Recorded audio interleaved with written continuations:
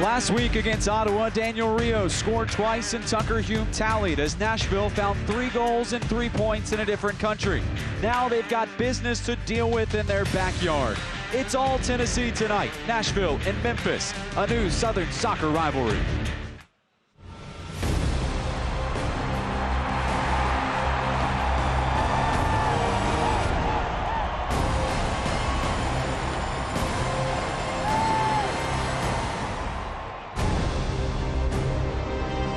It is game night for Nashville Soccer Club, and for the first time in state history, 2 homegrown professional soccer clubs are ready to meet on volunteer state soil. This is First Tennessee Park, within shouting distance of the state capitol, and it's tonight's venue for the first ever meeting between Nashville SC and Memphis 901 FC. Welcome to our broadcast position. I'm John Freeman, joined by local radio host Braden Gall, and well, it's a big one tonight, and Braden, I'm glad you're here for it because you've had your hand on the pulse of this state soccer scene and its sports scene for quite some time. If I had told you 3 years ago that Nashville and Memphis would be meeting on the soccer pitch for a professional soccer match, what would you have said? I might have asked for your keys, actually, right away. No, it's truly remarkable, the growth of the sport in the state of Tennessee. I moved here over 20 years ago, and to see the NFL, the NBA, and the NHL come to this state, and now not one but two professional soccer teams and soccer clubs competing on the same pitch tonight, it's tremendous for all the people that have worked for this, and including the fans. Obviously, both Memphis and Nashville fans extremely fired up for this, and it's a great night for soccer fans in the state of Tennessee. Looking forward to it. We'll be on the call today. The third member of our broadcast crew down on the field with a very special guest is our Taha. As you've mentioned, it's Autism Awareness Night here at First Tennessee Park, and I do have a very special guest who I think we're becoming fast friends. It's Matt Sternberg. He works with On the Avenue, a program founded by Tom Woodard that helps adults with autism get a chance in the workplace. Matt, it's so good to have you. It's nice to be here. Really nice to be here. I hear that you have quite a soccer history. I do. I played in middle school. I kind of did a lot of positions. My memory's kind of spotty, but it was real fun. It was a real thinking on your feet. No pun intended. No pun intended. I am going to ask you a really tough question right now. Who is your favorite player on the Nashville SC squad? Lebo. I really love Lebo because we both have big hearts. We both want to make change in our communities. He wants to make change in where he comes from, and I want to make change in autism and other people with disabilities, and that's something we both share. I love that, and we are so happy to have you here tonight, but do you want to do my job for a second and take us to break? We'll be right back with more pregame coverage. Amazing. You nailed it.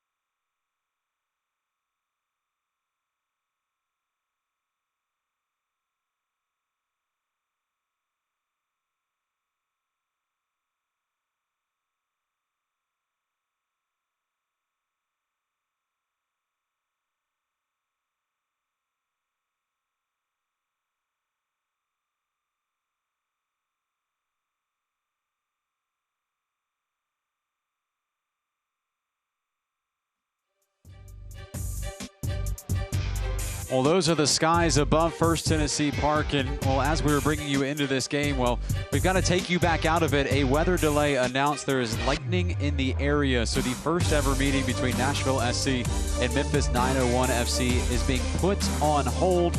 Right now, the protocol, it is a 30-minute delay between lightning strikes. The last lightning strike in the area was 5 minutes ago, so a minimum of around 25 minutes before we are eligible to begin this in-state rivalry between Nashville and Memphis. What that means for you is we're going to head to alternate programming, and when we come back, in about 25 minutes or so, hopefully, depending on whether there's more lightning strikes or not, we will have the opening kickoff of Nashville and Memphis. Thank you for being patient with us tonight here on MyTV 30 and ESPN+.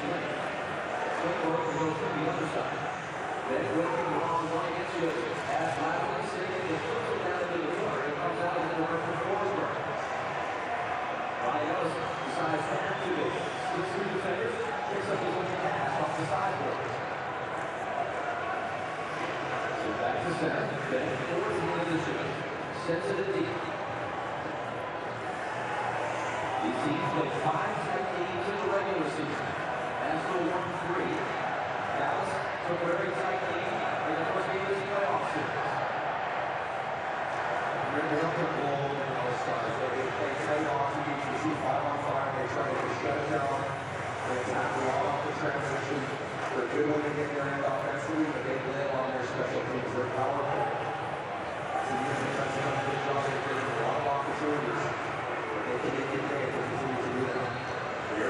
17-year-old Tyson. The corner at goal takes it. The team's traded possessions here in the first 90 seconds of the period. Aaron pass. Box up. And it's ball around towards goal. Who is wide open. Step back the other. Here comes the ball. Good shot. Second made by Bishop.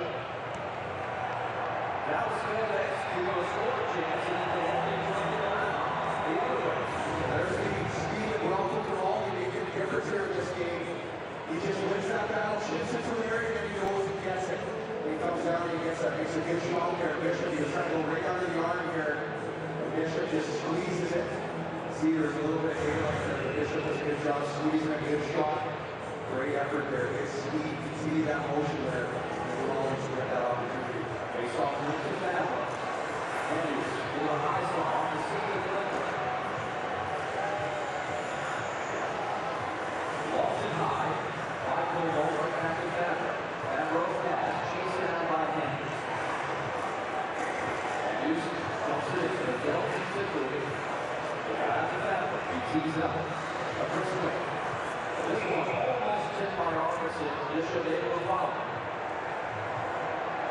I like the way the Predators are. He continues to do that on a regular basis. That's their team plan. That's how you create offense. It's like style stars that really focus on their technique on the ice. They are going to play with it on the outside. They don't want to shoot the puck. They want to hang on and try to make a good play process. They want to pick off and go back the other way. But you can see the football pass at the net, you will create offense. Offensive zones are all over the field. You win it. Get inside the line by assistance. You control it very well. Looking for some help. Lets him keep his three big weapons on one line. Let's say in Rattle. This is Rattle.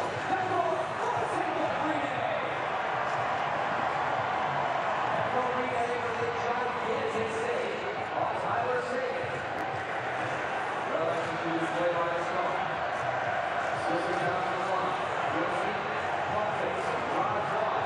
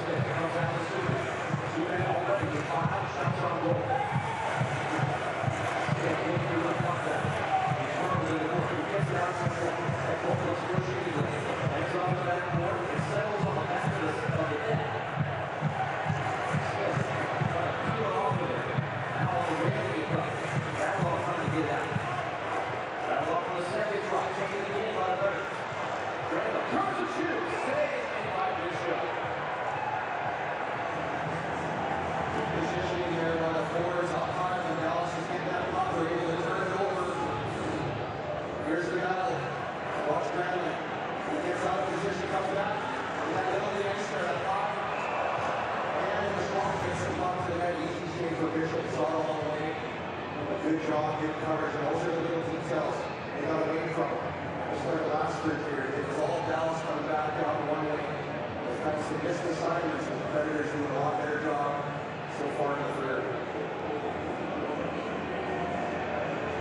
Predators will line up with Ryan Johansson and the Jonas. Johansson coming back, he was looking to Forsberg. Now on target, now ankle back,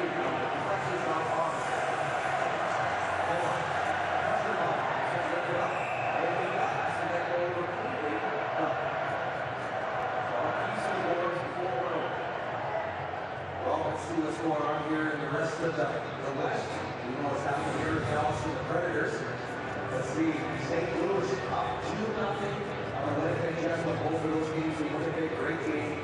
Calgary, the Colorado the other night. Calgary takes a 1-0 lead at home. And the Sharks, Vegas Golden Knights tied at 1 split in San Jose. A lot of series have gone 2-0.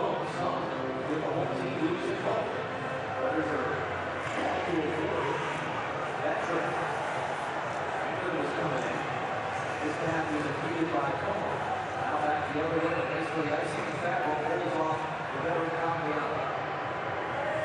This is a great sign so far. The Dallas Stars did get that one.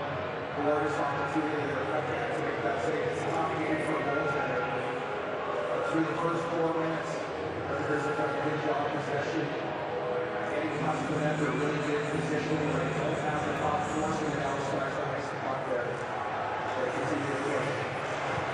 Said it's still unavailable at 4-5. Now has a third double shifting with the ball and yard work. So this time it's great. Let's say the Eastern Conference playoffs. Now let's see what's going on there. How about what's going on? This Blue Jays, my goodness, this was like we all knew Columbus was going to be good, and I called this one. It's a tough series for Jeopardy Lightning. There, you know, 1-2 wins on that one. Boston, Toronto with a big game there, lead 1-0. Islanders up 2-0 in both their home games. Against the Pittsburgh Penguins and Washington takes care of home ice in Carolina. 2 tight ones. Today's game went to overtime. John Cooper with 62-win teams, and we got 5 along 5. As they head to Columbus, take that to the fire. Now a perfect second run. All on the Dallas Stars. That's the only. Just scored. Saturday, they'll come back to the show more. I think this is something you mentioned earlier when the friends were on the shoe on the other foot. You're the one that ice the puck. If you do ice the puck all the time, if you're a tired unit, you get an opportunity. Because that puck is hard to see now to execute. Put the pass and get all the way down the ice and then go for it. If you ice it a couple times, you're getting at rest. Gives you a better chance to live there. Just got these people legs to harvest and the chance for knocking out. Here. Postgame on there. Work is beat by knocking out and in front. And smothered by Rita. That was a trick with the side of the net. Those are always tough to get square to the puck. You just have to put yourself in the best position, try to seal up that post. Make sure nothing can see to the side there. Tough to control rebounds as well. The net does a good job on that puck very well. There's the ball. Saskatchewan did play the battles last year. The first round is number well on that way. Very familiar. Little winners. I would say it's on. Look for it off the draw. The shake freezes the citizen. Tries to angle it off. Scores to the draw post. We play to stay in score. Let's move possession. Off the ice and clear to Nino. Got away from him. Nino gets a deflection. He's still off top. There's that attack. Now he's getting to the attack. See? Flames one in. Wilson gets there first. Wilson activating again. We have a goal in game 1. Dallas comes across the line with Wilson. Right in front. And Wilson against that post is Bishop. Watson thought he might have saw the daylight there. He was just trying to grab that loose change. Watson play around those top areas. Good noticeable tonight. He's doing a good job, and Fred's doing a good job here getting out of the zone. Dallas trying to chip pucks behind and go get it. Fred's able to get it off the ice. You can see Dallas just comes back. Watson crashes. Just leave the puck in the net. He stays there. Bishop leans over. He ends up making that save. He had enough time. There wasn't a lot of velocity behind him. And Austin Watson was on his way. If you continue to do that, you're going to time it up right. And you have to give yourself an opportunity to do so. So again, this time against the Wolverines. Comes out, Dickinson goes. Right on the dot, the Tigers are full players.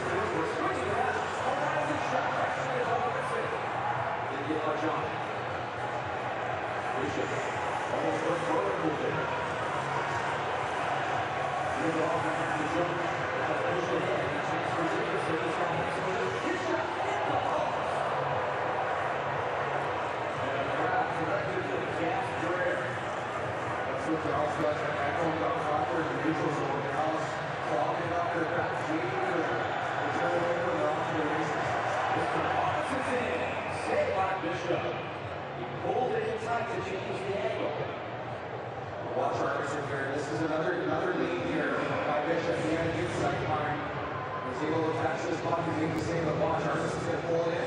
See Bishop is taking it right back onto his back. To the left. Here's the full thing. That shot was on in. See, there's a lot of movement on that puck. Also the third knuckleball. Off the post and out on the other side. This is a beautiful thing there. Bishop, one of the member of the NWA, root through the LA Kings and Trinity. Before he came free agent to the Sox, they came in Washington. The Kings drafted people with Jonathan Quick coming back from the Indians.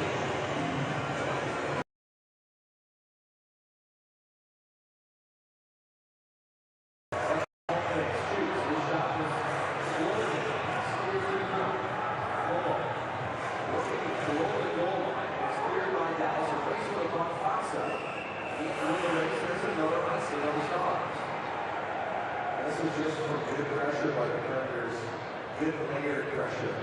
Attacking the pocket and having numbers in the middle of the ice, really not giving the Stars an option to bring out that pocket. And they're not shy to ice the pocket if you need. See that puck just deflected, and there's Smith takes the shot there for Eastman. In the middle of the ice, and he's okay. Stays on. Now from the faceoff. First step, around the rim. Pushes into the far wall. First takes over, works up the wall, cycles with step. That's a pressure from behind. He's going to go look next. And strut it up off grab the ball.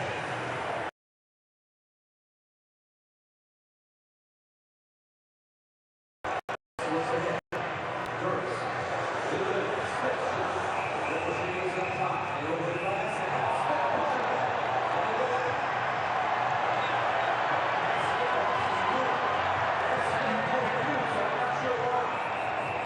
Somebody got a shot in there that slipped in the lane. Almost stares him down. And what will happen as a result of this? It really got feisty.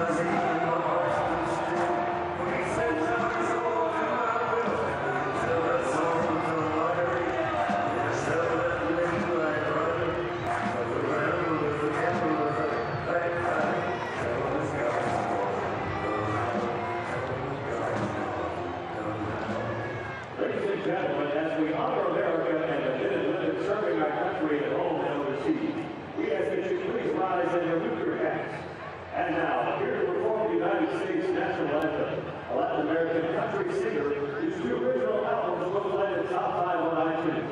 Named an artist you need to know by Rolling Stone Country and fresh off of a tour opening for Jay Owen. She's excited to be working on new music she released this summer of 2019. Please welcome Angie K. Oh, say, can you see by the dawn's early light what so proudly we hailed by the twilight's last gleaming, whose broad stripes and bright stars through the perilous fight o'er the ramparts we watched were so gallantly streaming, and the rockets red, the bombs bursting air, gave proof through the night that our flag was still there. Oh, sailors, that star-spangled banner yet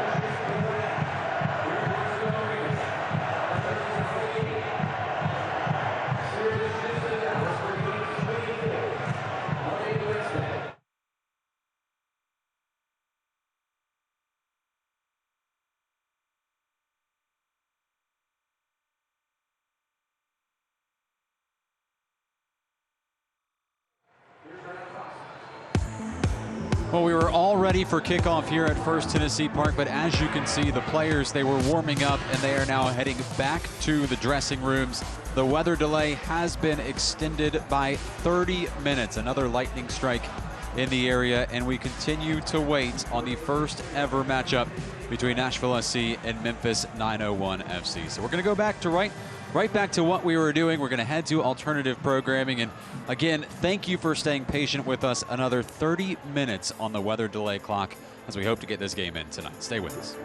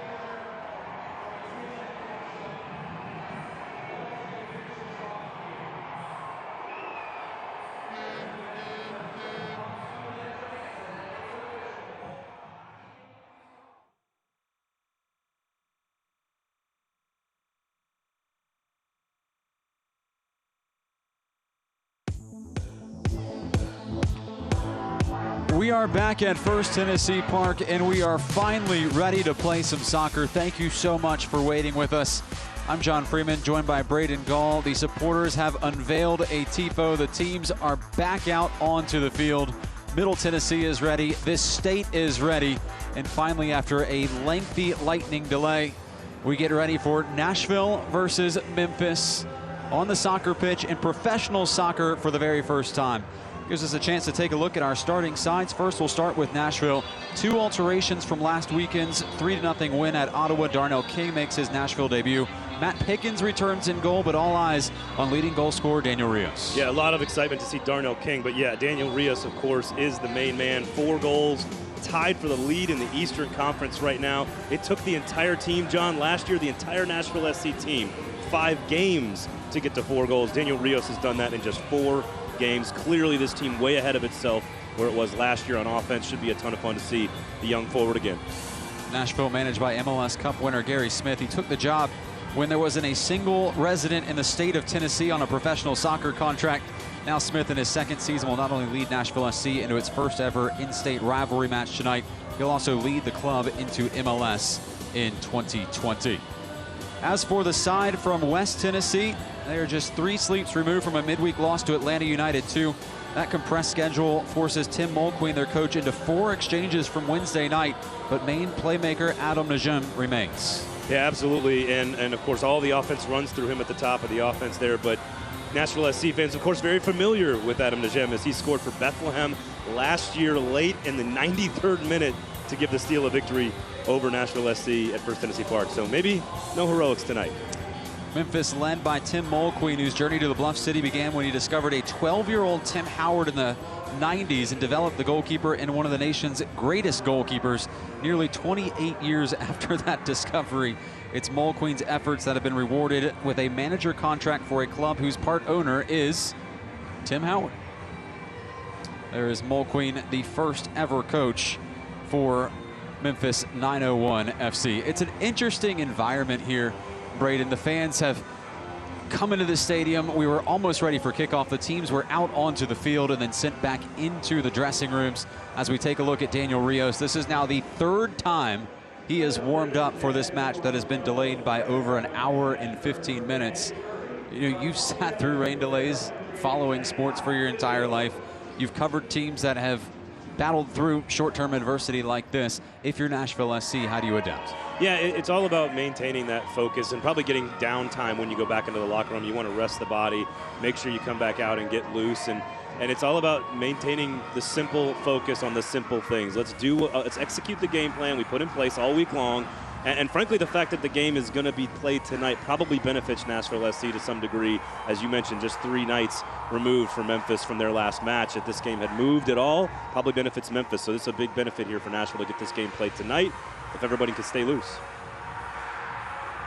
Interesting note for Memphis, when we were originally handed their starting 11, Dan Metzger was in it, and he has been replaced by that man, Dwayne Maquette. As Metzger warmed up for whatever reason, he was then extracted from the starting 11. He is not even dressing tonight.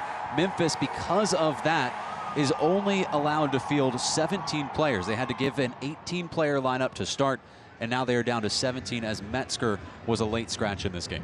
Yeah, absolutely. Just an interesting development there, very late in the process. Also, a late development this week as well with Cam Lindley. Keep an eye on him, number 27, of course, for Memphis, as the 21-year-old from North Carolina just acquired a couple of days ago. So this young man have an opportunity to make an impact very, very early in his stint as a 901er. There is Lindley selected for the U.S. men's national team U23 team that is trying to qualify for the Olympics.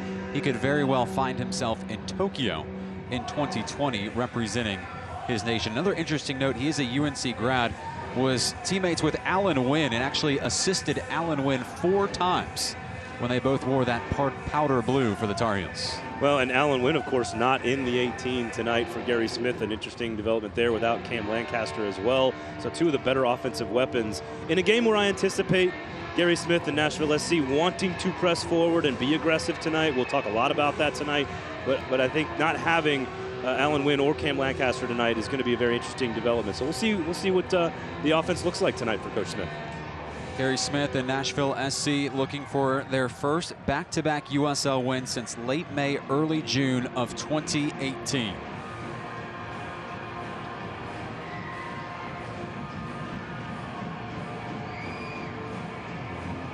Matt Pickens back in goal, right in the middle of the team huddle.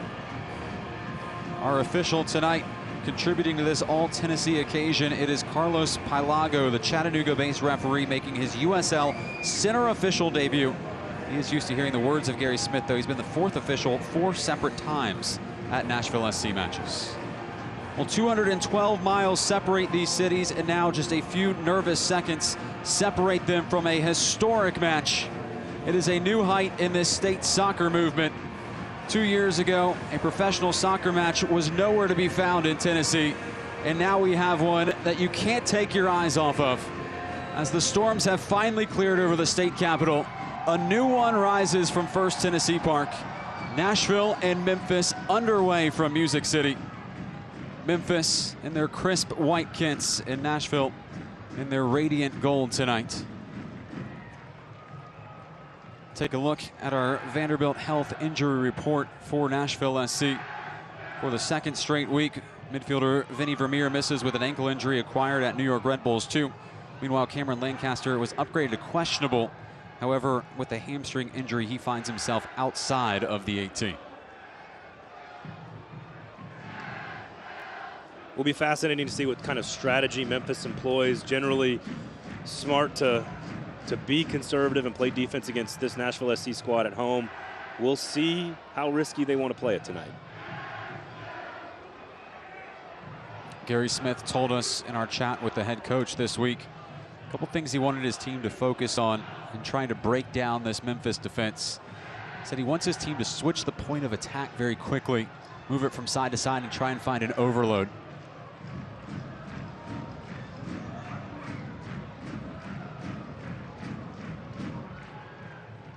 There's Abdi Muhammad, Kenyan-born, on loan from New York City FC, as is the goalkeeper Jeff Caldwell. It was Caldwell who took the loss on Wednesday very hard. Actually tweeted, quote, "Memphis, you deserve better," after the 1-0 loss to Atlanta United 2 on national television on Wednesday night. So Memphis on short rest, Nashville an entire week off after dispatching Ottawa 3-0 last weekend in Canada. Slightly different weather conditions today for Nashville SC after the very cold temperatures of Ottawa last weekend.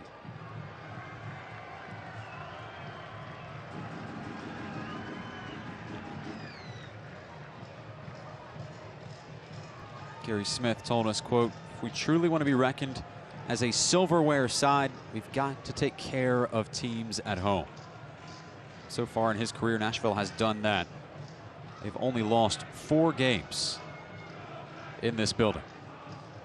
And of course, excellent when they score first, right? When they get on the board first, Nashville SC, one of the toughest teams in the USL to beat, and obviously against a team that might want to play more conservatively, that might be critical tonight. Nashville's never lost a game when being scored on first. Here's Ken Tribbett finding the captain, Michael Reed. Towards Rios. Got his legs tangled with Tucker Hume. LaGrassa inherits. Now Rios hauled down at the edge of the 18. Chance here! Right into the gloves of Jeff Caldwell, as it was Carlton Belmar with the first shot on target. Certainly a lot of contact there, body on body. Well, there's the shot from Belmar that came after the penalty shout. Memphis going to work. Najim was bobbling all along, harmlessly over the crossbar.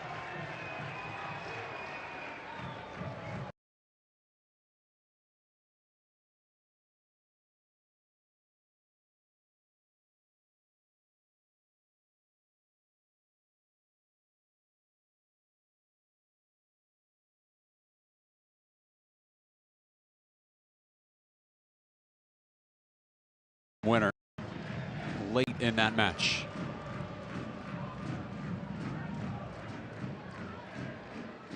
Reed. Justin Davis. It's last touch by Davis of Nashville.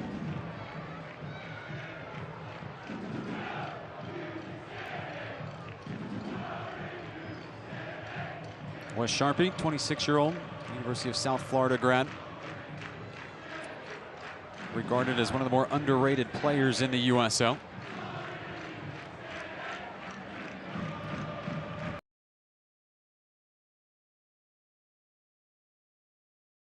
Goal, Nashville.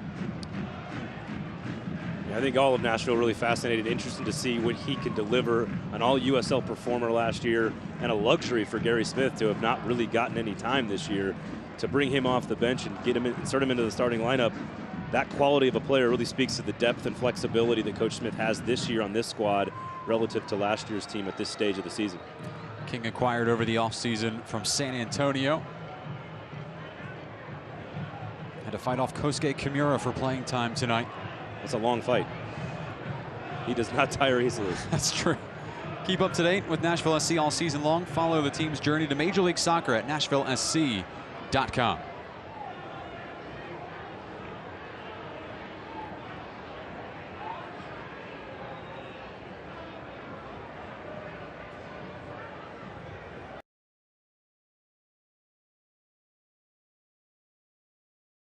Major League.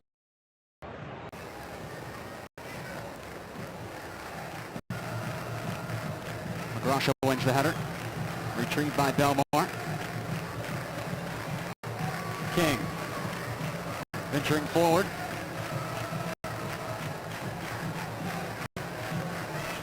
Belmar loses out. Muckett. And Lindley getting involved. Retrieving was King.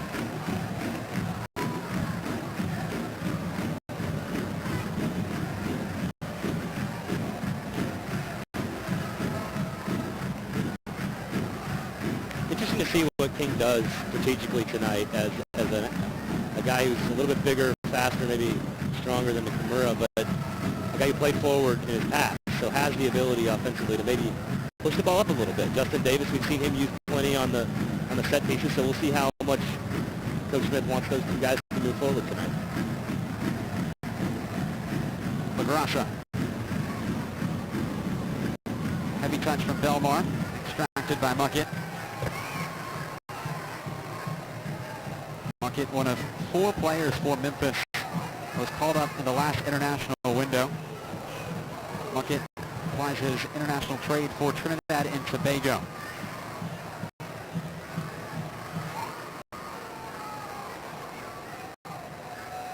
Remember, it was Muckett who was not in the original starting 11 tonight. Dan Metzger a late scratch, and Dwayne Muckett gets his 7th start of the year.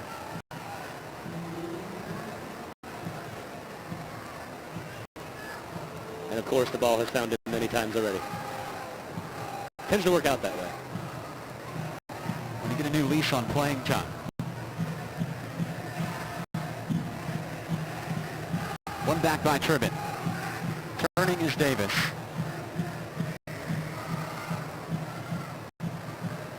Meloto. Late whistle comes from Carlos Palago.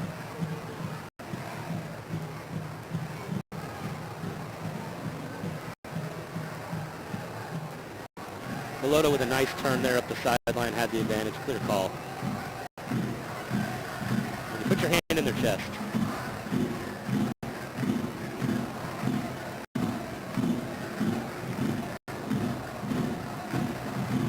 Here's Davis. It's a good service towards Tucker Hume. Important header from Mark Birch. 34-year-old center back, and it's out for a Coca-Cola corner kick.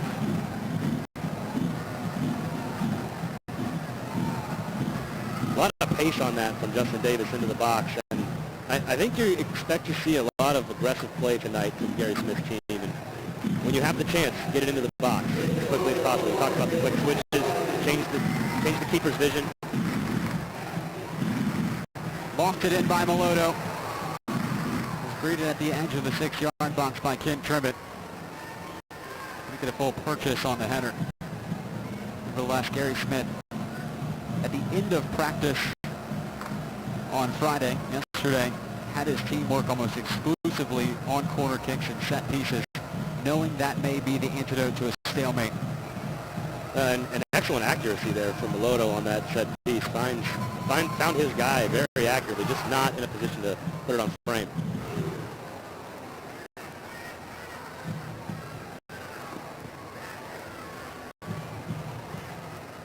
King going route one, which the big Tucker Hume.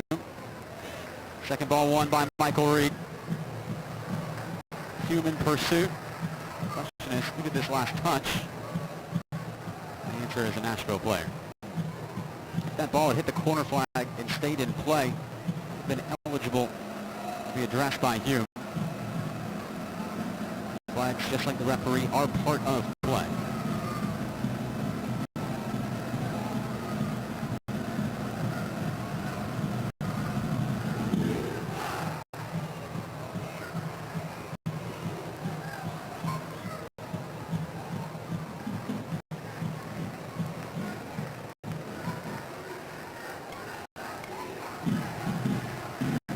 Kickoff was delayed by about an hour and 20 minutes. You have to take your hat off to both supporters groups. Nashville supporters just waited out the rain delay, as did the Bluff City Mafia, come with about 100 supporters tonight from the west part of the state. It's made for an excellent atmosphere, even despite the delay. And both fan bases vocal about their anticipation of this particular matchup over the last few weeks. Just great for the sport to have, and the state of Tennessee to have two professional squads like this. Speaks to the growth of both Nashville and Memphis in the state of Tennessee. A whole lot of back and forth on your favorite platform, Twitter. You got to be careful with Twitter, Don. You got to be careful. Hume. Now King. Service flopped in and easily claimed by Jeff Caldwell. You know, being more aggressive and targeting Tucker Hume today, I think, is something that we've seen already a little bit early in this match. I wouldn't be surprised to see them continue serving him balls just to see what happens, because over time he eventually makes things happen on offense. So continue to give him chances, and eventually he will make something of it. Reed. Hume. Slightly behind King. Closed down by Muckett. Forced backwards for Trivet. Nashville remixes the approach at the feet of Doyle.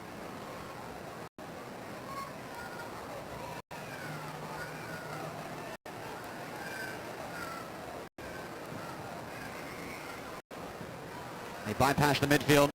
They find Belmar. Options to his left. Shift back post. Smartly out to claim is Caldwell. And again, they're attacking the middle before kicking it out wide.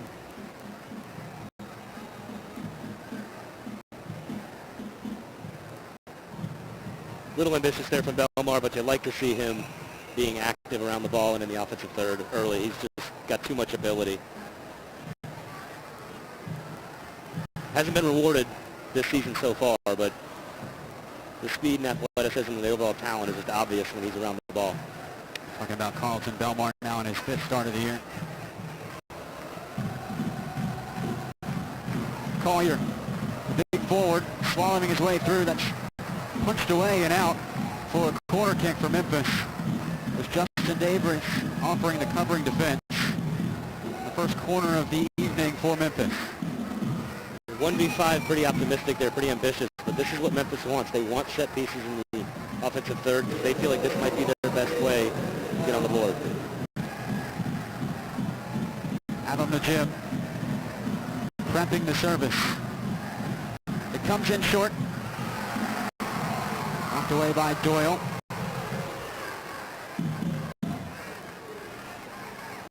Lindley reinserts. Once again, a center back for Nashville destroys the attack. Melodo and Nashville a chance to counter here. It's King. He's found his way through. Trying to slip it in. Rios!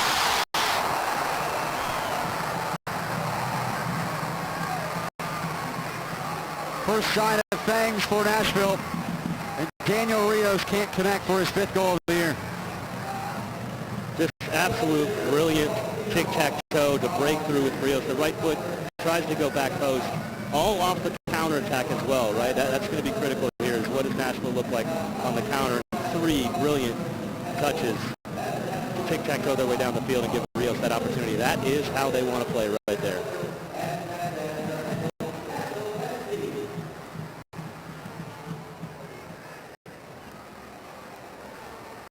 Got a word from our production truck. Those watching on the ESPN Plus side, we apologize for the audio issues. We're working as fast as we can to fix those.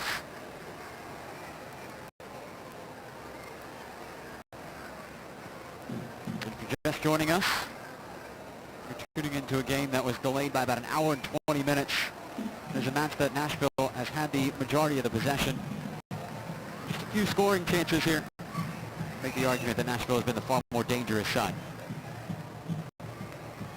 Hey fans, see the latest team content on Facebook, Instagram, Twitter, and Snapchat at our handle Nashville FC.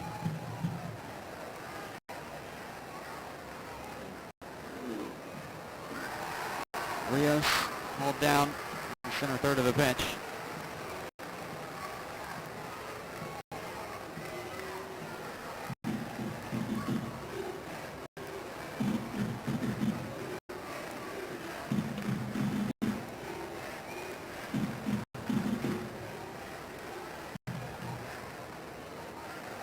Nashville, perhaps a scripted routine here. Slibo Melodo standing over, along with Justin Davis. The service is Melodo's. Belmar. Looks to audition Sharpie. Takes him in line. It's a good service. Put into a good area. Tribbett lurking. Crashing in his read. Turned back in front. Follow-up opportunity for Rio. Melodo contesting. Doyle challenging. And a foul called on Doyle. Well, if you're Coach Smith, you have to love what you're seeing with the pressure and the aggressiveness there. Belmar maybe a touch long on that service into the box, but gave his guy a chance to make a play as Rio sent it back into the box and then bouncing around all over the place. Opportunities there. At least 2 or 3 really great scoring chances in the last 5 minutes. This is what you want to see if you're Coach Smith. Take a look at the pinball action. Well, actually, here's the foul from Doyle. Colliding with Cam Lindley, the 21-year-old.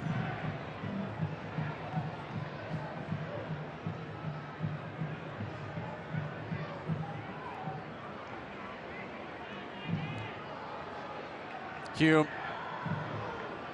really got it through for Rios.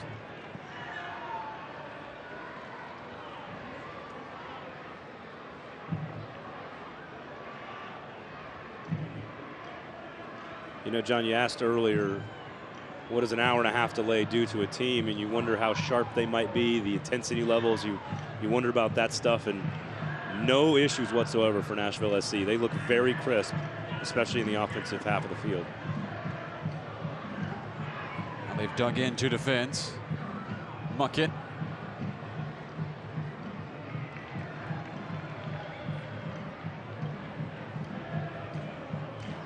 So far, a quiet night for Matt Pickens.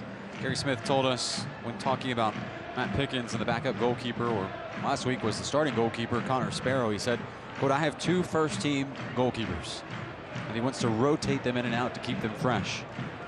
You know, 1A and 1B, obviously Pickens, a much more experienced player. Now his third.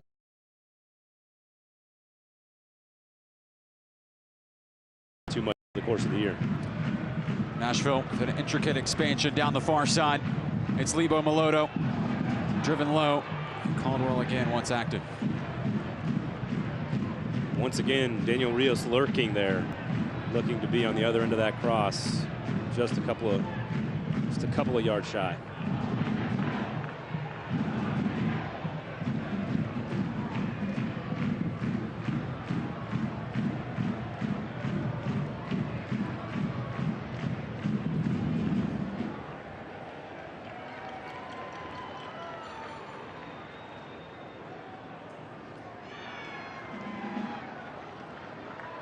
It's an awkward fall from Melodo.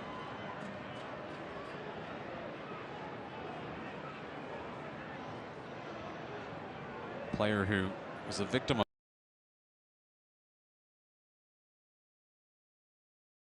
and got his knee stuck in the grass and ended up watching the rest of the season.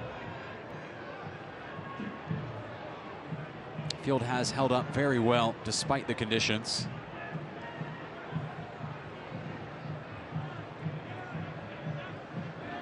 Belmar, it's a pioneering run forward, shrugs off Muckett, able to turn past Muhammad. It's a good cross! Arriving late was Lebo Melodo. Could not steer it on frame. Fantastic power from Belmar. Belmar once again just powering around the defenders with that right foot. A couple of times now he's made that move. Really great effort to get Melodo. Really difficult finish there for number 10. Tries to take it off the one short hop there. Goes a little high. But Carlton Belmar very active down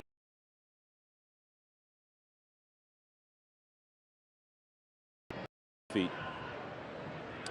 If fans get Nashville SC updates and alerts all year long by clicking follow on ESPN.com. Here's Darnell King venturing forward. Pulls Rios into the attack. Wide for Belmar.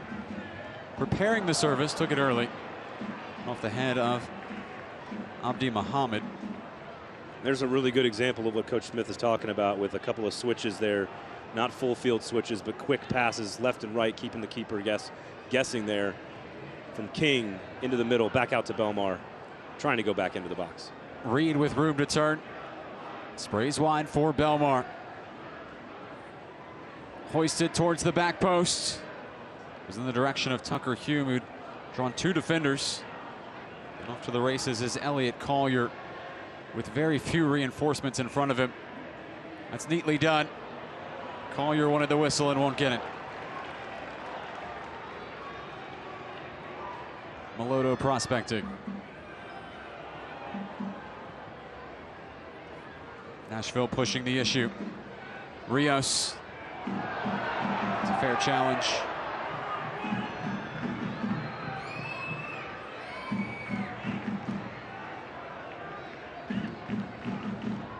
Rios again. Hume. Belmar. King drawn forward.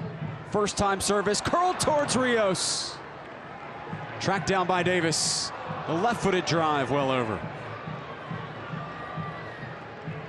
Again, a lot of activity here. Out wide to the right. Carlton Belmar puts it back in just barely. Daniel Rios was there waiting for it. Excellent defensive play to get that one clear. Not all the way out. However, Justin Davis a little back on the ball. You want to get a little over the top of that one and could not put it on frame there. But again, more activity with the left to right action for Nashville SC in the offensive third. Exactly what Coach Smith wants. There was the replay of the penalty shout. It was a challenge from Ewan Grandison, deemed a fair one. He'll get his foot on the ball first before clattering into Hume. A couple of dangerous calls in the penalty area. There's a high arm and then a high boot from Oliver White. Kim Tribbett unamused.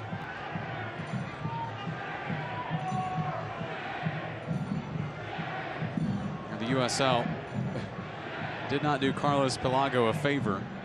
His first professional soccer assignment. He's a college official and has been a fourth official and assistant referee on the pro lineup, but has never been a center official.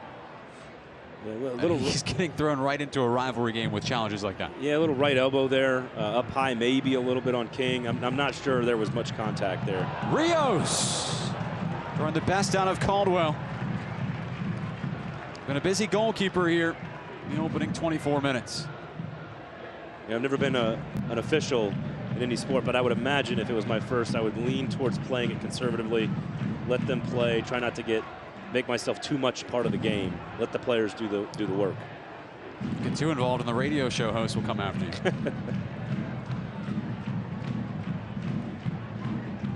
Rios for Reed. Trying to return it to his Mexican striker. Towering Collier. It's only in the afternoons, John.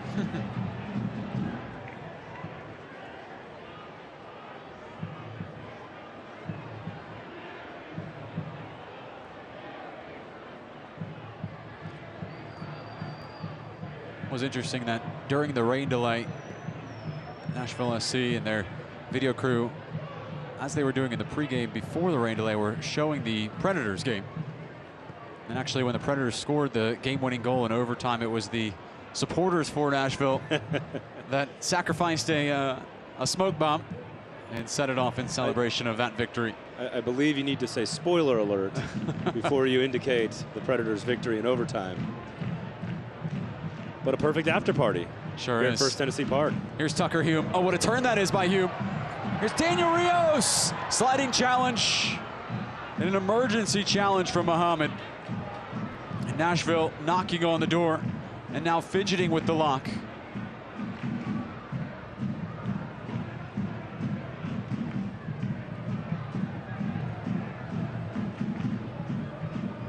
It was Daniel Rios who came off against Ottawa. Told, oh, Rios is down behind the play here. Looks like he's holding the right knee. This is not a good sign for Nashville, especially with Cameron Lancaster already on the sideline and out of the 18 tonight with a hamstring injury. Lower leg, perhaps there. Yeah, listen, he's been so active so far through the first 25. Tucker Hume as well. Those two have really worked together. In fact, as Rios jogs off there, see how his status is. But Rios and Hume may be a potential budding tandem at the top here, with some chemistry building last week against Ottawa. Two guys that are showing signs of being very comfortable working together. Wardrobe change for Rios. With some extra support there. Reminder, as Rios was down, that all medical assistance for Nashville SC is provided by Vanderbilt Health. We do not have a sponsor for the boot swaps. Ah. Get somebody working on that. There's plenty of boots in this town.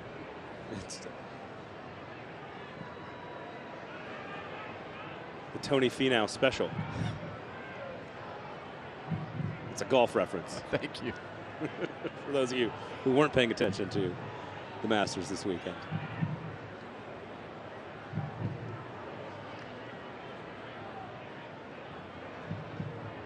Justin Davis up from his left back position. Taken away by Muckett.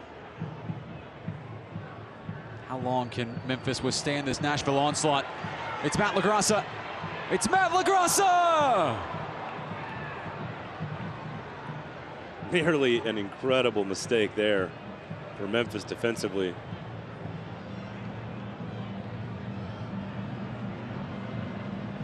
Was teed up on his favored foot. Just, the momentum carrying him to his right there, already outside of the post. Hard to get that one back in across the keeper's body there. But a terrible defensive mistake, although just a slip there, just allowing LaGrassa with speed to approach the ball, carry it in, and let it rip. Memphis is known for slow starts. 5 of their 7 goals allowed this season have been in the first half.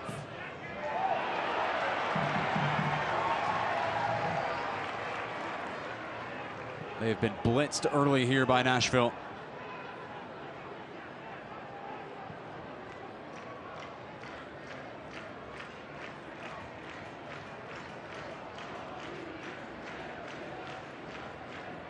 Take a look at Daniel Rios.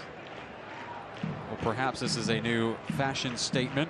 You can't miss him now. 1 boot in orange and 1 boot in black. Not that you'd miss him anyway.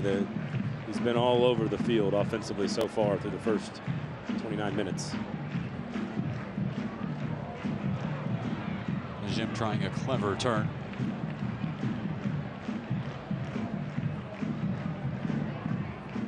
Told that one of the boots that Rios is wearing has a higher support on the ankle.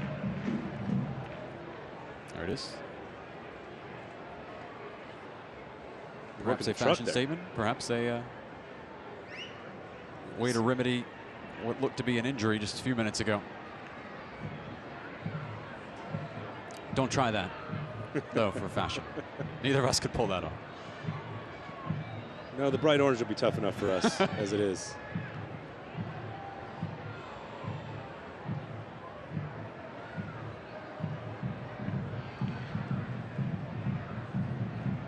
It's a quality string of passes from Memphis.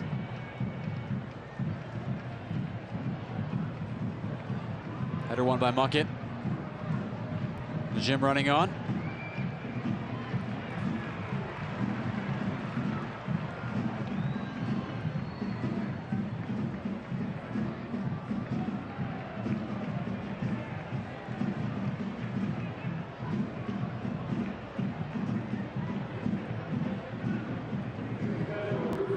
Belmar running right at Muhammad. Wants to trial the outside back. Belmar, what a move that is. Carlton Belmar's cross. Returned right back out to the center. Carlton Belmar playing with an unbelievable amount of confidence right now in one-on-one situations. Incredibly dangerous. He and King working very well down that right sideline all game long. Take a look at the Kroger replay. Step overs from Belmar would put Muhammad on ice skates. Just a brilliant right foot there. Hey fans, to secure your place in line for 2020 MLS tickets, become a 2019 Nashville SC season ticket member today for as low as $10 a game. Get your season tickets at NashvilleSC.com or by calling 615-457-8200.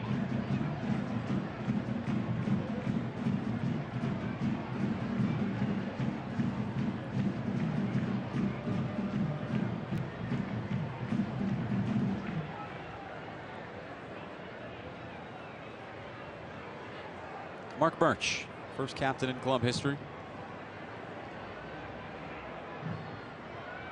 Caldwell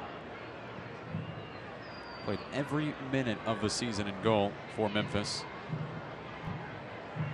Collier stoked forward, Oliver White. Memphis building its attack. Muckett had a chance at it. Muhammad in the 18. Clanged away by LaGrassa. Appeals for a handball. The appeals are heard and given by Carlos Palago. Yeah, an opportunity to possess the ball there, maybe do something with it. And a sloppy touch there, maybe thinking he had more time to do something with that. Nashville SC closing quickly on defense there, its own penalty area.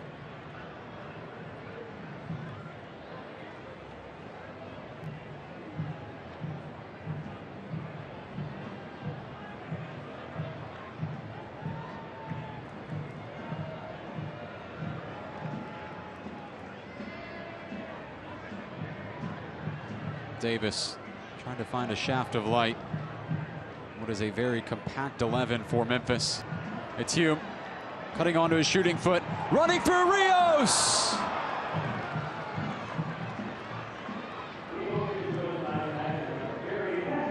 Well, they have had their chances. They have struggled to steer them on target. And again, the forward tandem of Hume and Rios looking dangerous. Beautiful ball by Meloto to get that into the feet of Hume.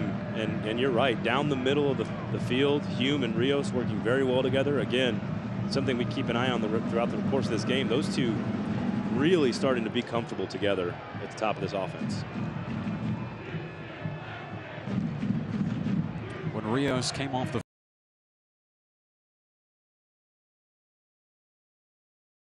Hume said, "You just take so much pressure off of me."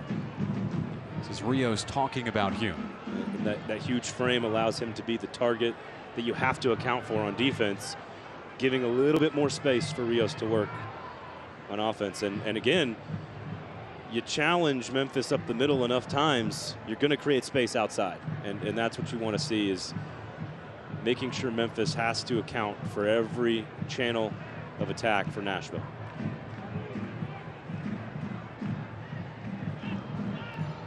Nashville searching high and low for that incision point.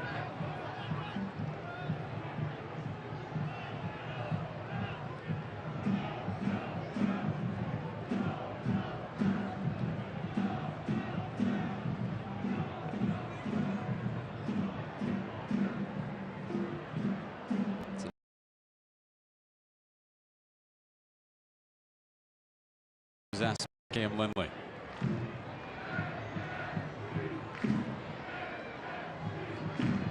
Wonderfully bent ball towards Muckett.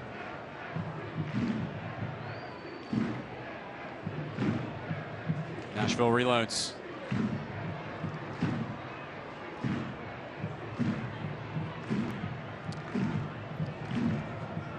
Fans follow Nashville SC and the rest of the USL Championship all season long on ESPN Plus, home to the USL, MLS, and more. Sign up at ESPNplus.com.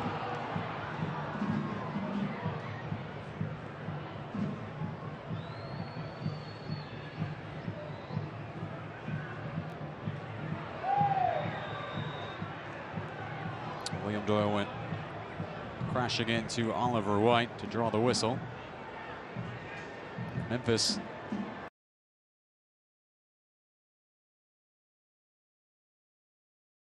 challenge from Reed, and now Belmar sets sail on a rapid counterattack. Picks out Lebo Maloto with room to roam in front. Recovering is Lindley. Rios back for Maloto, and now Memphis a chance to hustle the other way. Najim the playmaker. Muckett the speedster instead slams on the brakes. I think Maloto might have expected that one to come back to him after dumping it off to Rios. Rios just not putting enough on it to keep that play and that momentum going. But again, being creative up the middle for Nashville. Muhammad was onside. It's a cool turn from Collier. It's still Collier. Sliding in at the last moment was Ken Tribbett. As Collier was lining up a negative ball towards the edge of the 6-yard box where a teammate was standing.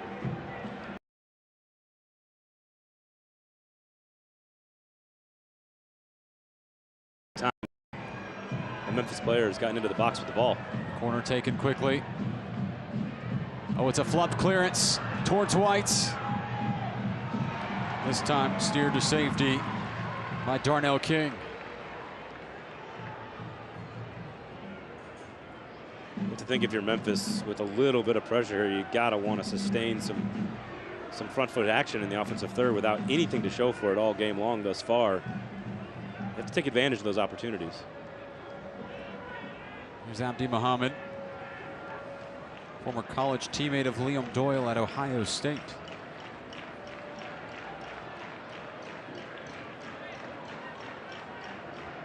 Another interesting note, the man who just kicked the ball is Mark Birch, the center back for Memphis. He was teammates with Justin Davis at Minnesota United. Back when those two players played in Major League Soccer, and it was Birch who actually took the place of Justin Davis in the starting lineup. And there's the kicker of the story. No pun intended, of course.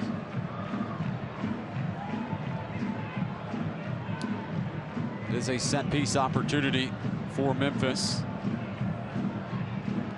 And it is Mark Birch, a one-man steering committee, standing over it.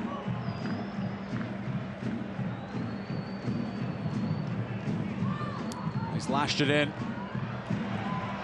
Thumped to safety by Liam Doyle.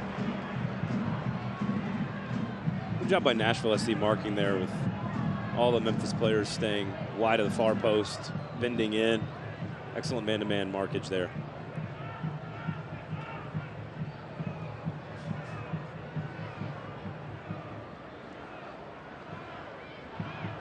Sharpie.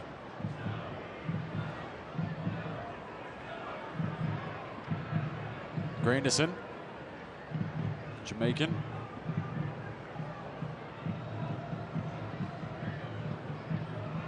White. Tribbett asking for his goalkeeper Pickens to come out. Pickens turned 37 years old this month. Spring chicken. Something to consider as the rain begins to fall again here at First Tennessee Park. There have been a few moments where players have slipped. So we'll keep an eye on the footing the rest of the way.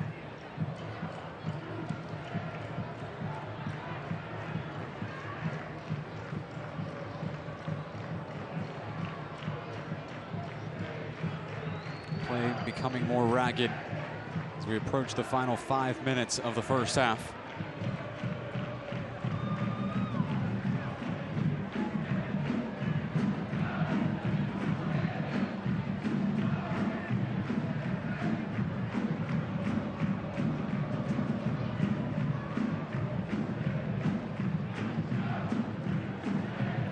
supporters would follow this team through an ice age if that's what was required. An hour and a half lightning delay is nothing then. They have been tested in seemingly every game. Their resolve in fighting out weather. And every single time they have responded with a wall of noise.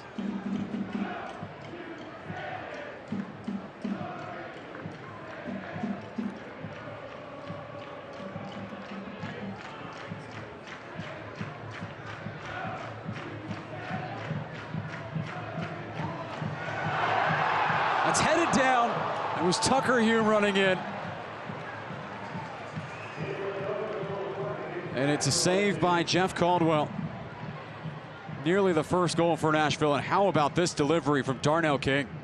Excellent right foot all the way in, perfectly placed by Darnell King. And John, letting the supporters do your job there for you is just saved and knocked away by Caldwell there.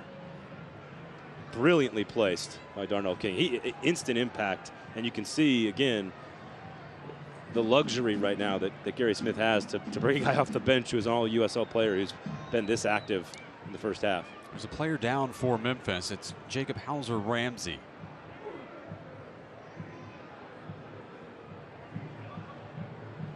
Player who was picked by the Colorado Rapids in Major League Soccer but did not sign.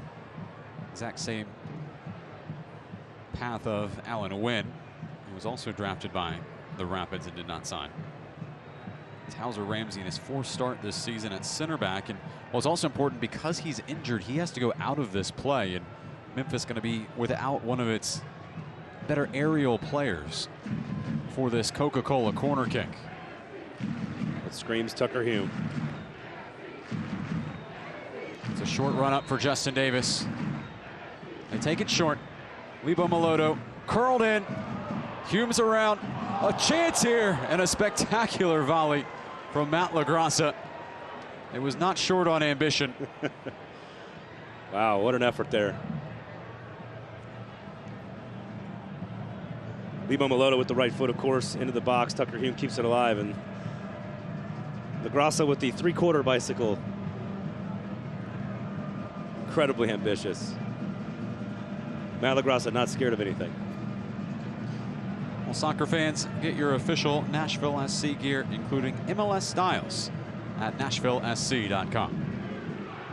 Can look like Braden Gall in the grocery store.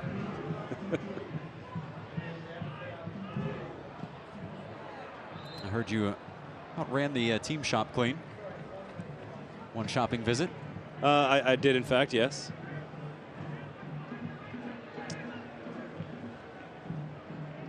Got to go polo, quarter zip, full zip. Socks.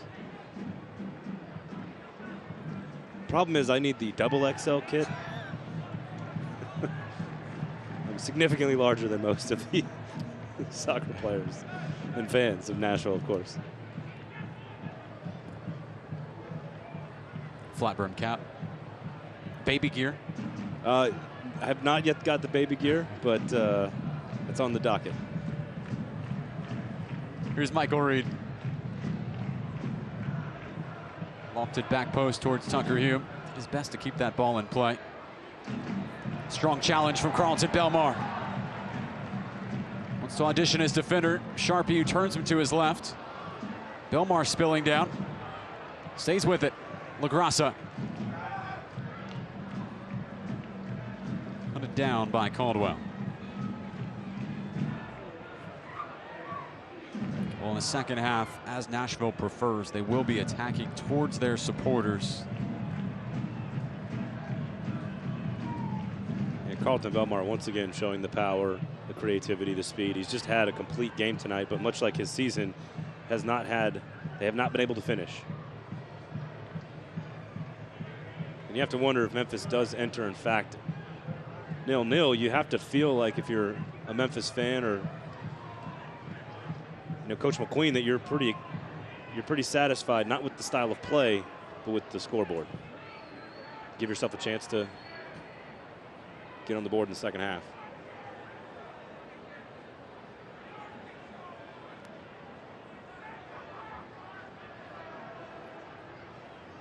if you told Memphis that it'd be after 9 o'clock and the score would be 0-0, I think they'd be walking out with a point here on the road. Instead, a long lightning delay. They're still in the first half here. Muckett. Back for Najim. Won by LaGrassa. He was in turn fouled by Najim. 2 minutes of stoppage time. Here at First Tennessee Park. And in theory, you'd assume the dam will break at some point for Nashville SC with the amount of pressure and opportunities that they've provided. But the longer that goes, the more confidence Memphis has to keep them at bay. It depends on which part of history you're referencing. This feels very much like the St. Louis game, in which St. Louis had very limited chances, but it also feels very much like the Loudon game, where Nashville won 2-0. Belmar, driven low service. Rios was lurking. That is no-nonsense clearance. That is the beauty of this game, John. You can outplay someone for 84 minutes, and one mistake can cost you, and that is the beauty of it. Or sorrow, for that matter.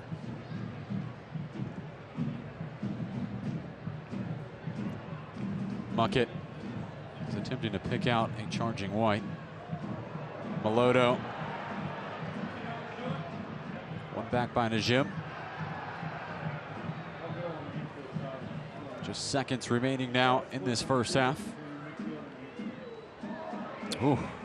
Silky move from Cam Lindley in his Memphis debut. It was interesting, Lindley was not even on the roster going into this match as we're preparing for the match, and then the team has to submit a 23-player team sheet with the 23 players that are allowed to play.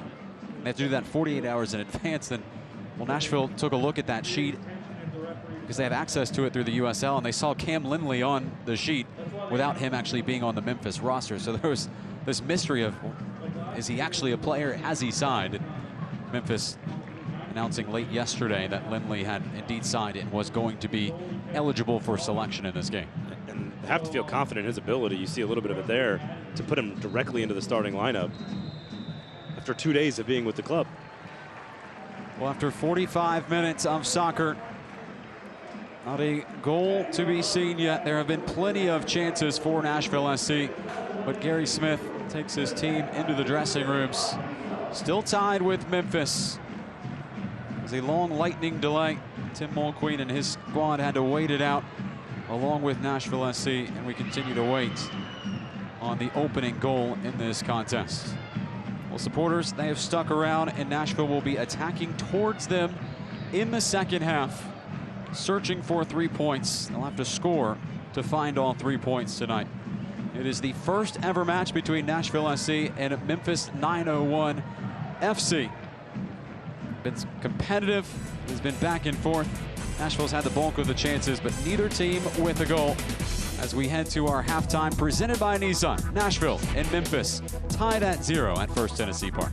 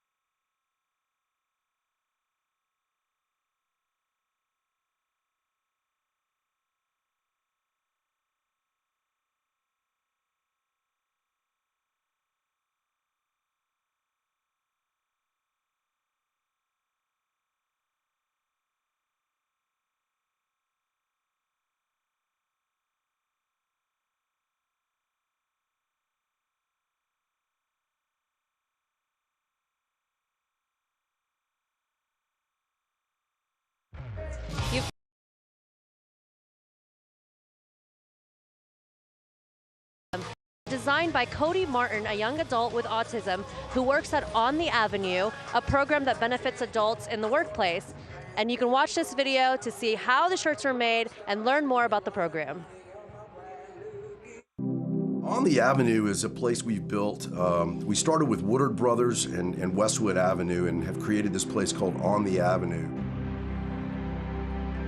which we like to say is a place where people with and without disabilities can come to collaborate on creative things, whether it's art, music, just anything that's helping find a career path for those folks with and without disabilities working together.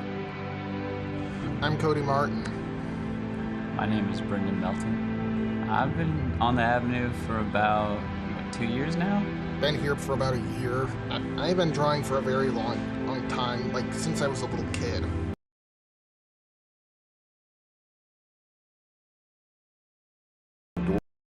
Book of illustrations he had done, character named Jimmy. Come to find out he had book after book after book of that, and so I hired him sort of on the spot, not knowing what we were going to do.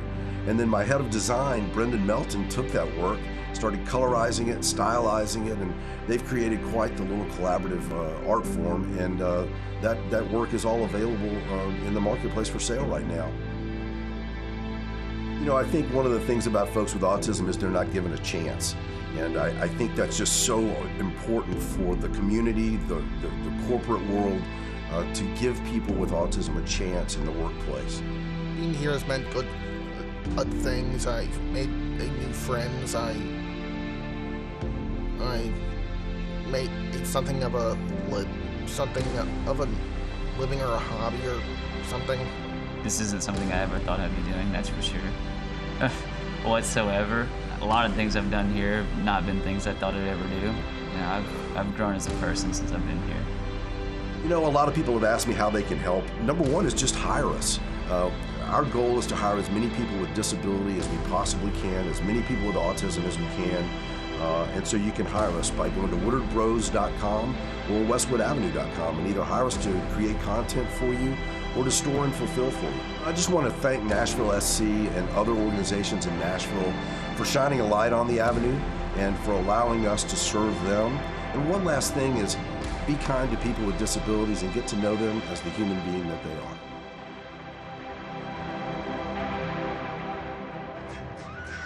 I am absolutely obsessed with my shirt. A great job by Cody Martin. You can get your own at NashvilleSC.com, and the proceeds benefit Cody directly as well as On the Avenue. We will have more from the second half after the break.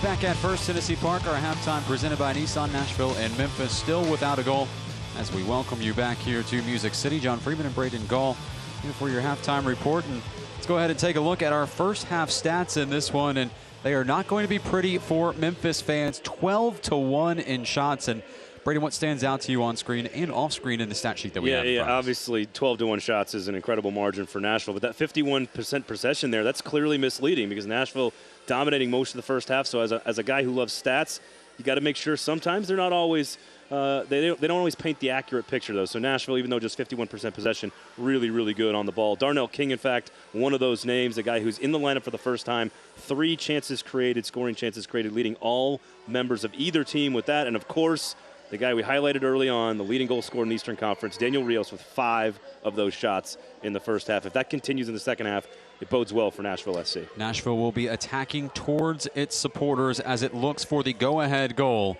against Memphis. Just a few minutes left in our halftime presented by Nissan. When we come back, we'll have our first half highlights. Nashville and Memphis, scoreless from Music City.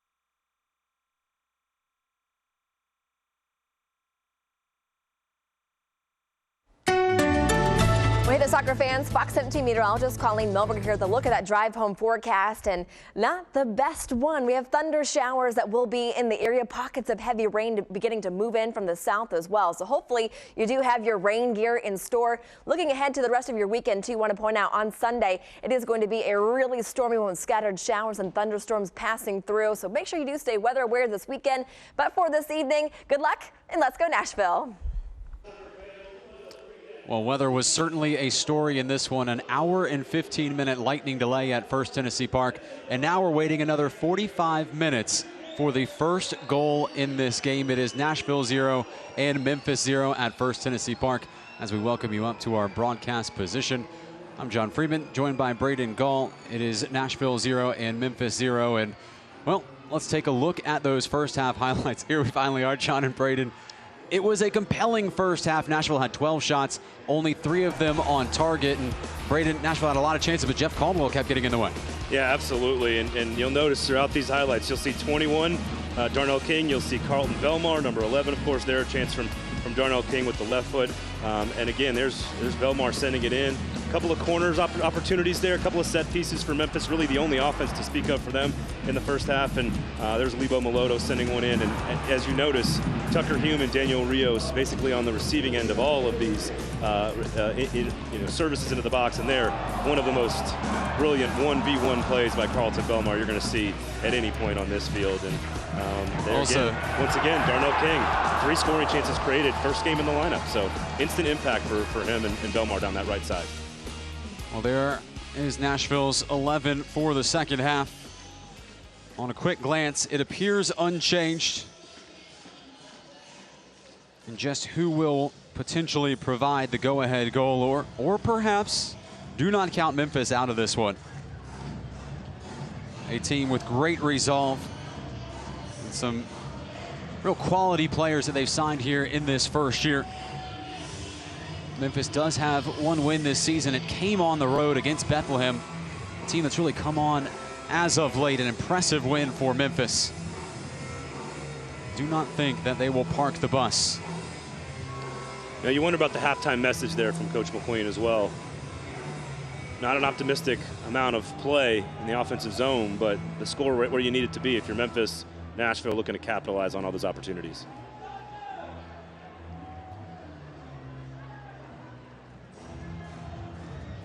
Memphis in the white and Nashville in the gold.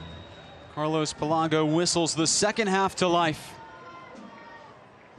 Will there be a winner in this match? Nashville now attacking towards its supporters that have waited hours for their team to head towards the goal that they stand behind. Can I be cheesy and say the state of Tennessee is the big winner tonight? I mean, in all seriousness. Got some Tennessee weather as well. Yeah. But the growth of this sport has just been remarkable in this state. To see these two teams on the same field is quite a treat. 2 years ago, there wasn't a single professional soccer team in the state of Tennessee. Now 2 of them meet on the pitch just down the hill from the state capitol.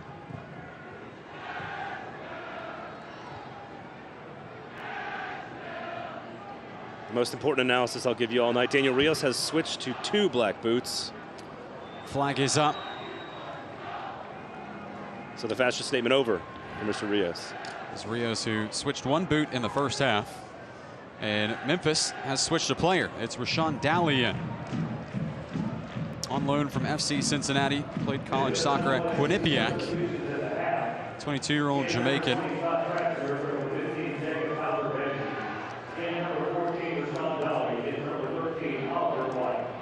Nashville building the attack down the far side. It's an early service towards Rios. Well, it's skipped unkindly at the feet of the Mexican striker.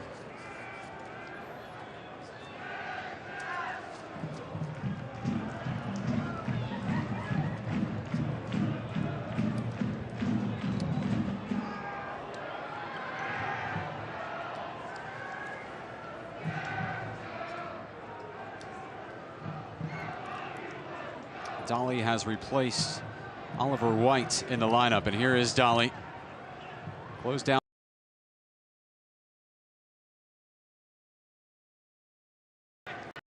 Turning is Dolly. Turned away by Pickens. Well, how about that introduction for Rashawn Dolly? In just 2 minutes into this contest, drawing the best out of Matt Pickens. Easily the best offensive chance of the game so far. A quick turn to the left foot, and Matt Pickett's clearly saving a goal. I think people on this end of the field, the supporters, nervous that was still going in after the deflection by Matt Pickens, but clearly wide. It sets up the Coca-Cola corner kick for a invigorated Memphis side. And Mark Birch to provide the delivery.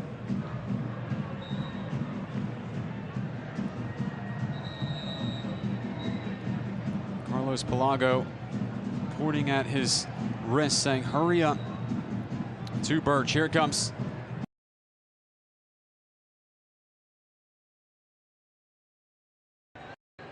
Will Memphis follow the St. Louis blueprints? Play conservative and defensively and try and nick one on a set piece, although they have looked much more spry in the run of play in the first 3.5 minutes of this second half. They've won it back in a promising position again. It's Dolly. I'll send it without a mailing address. 22-year-old Jamaican, very active here right out of the gate. A couple of opportunities with the ball at his feet in the box, going to that left foot a second time, looking to create some offense for somebody else.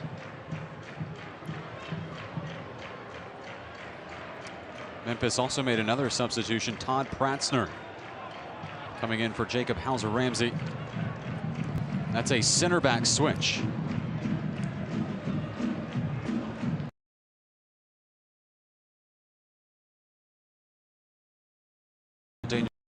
Attack towards Pratzner.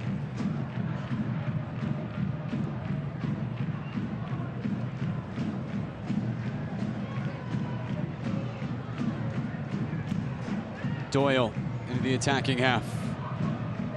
Spun wide by Rios. Davis tried to maneuver his way around Sharpie, who did very well to earn a throw-in. Brilliant little flick there by Daniel Rios to create some space for Justin Davis out wide. Davis tries the nifty maneuver to no avail.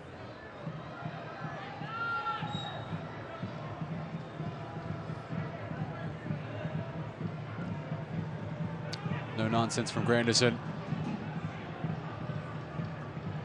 Nashville winning it back in a tight area. Belmar has called King forward. Going through the gears is King. It's towards Hume. Meloto the closest to it as it goes out harmlessly for a goal kick. Sounds like a broken record, but the approach has been get Belmar and King in space moving forward down the right flank. It has been very successful. That one a little bit too strong over the top.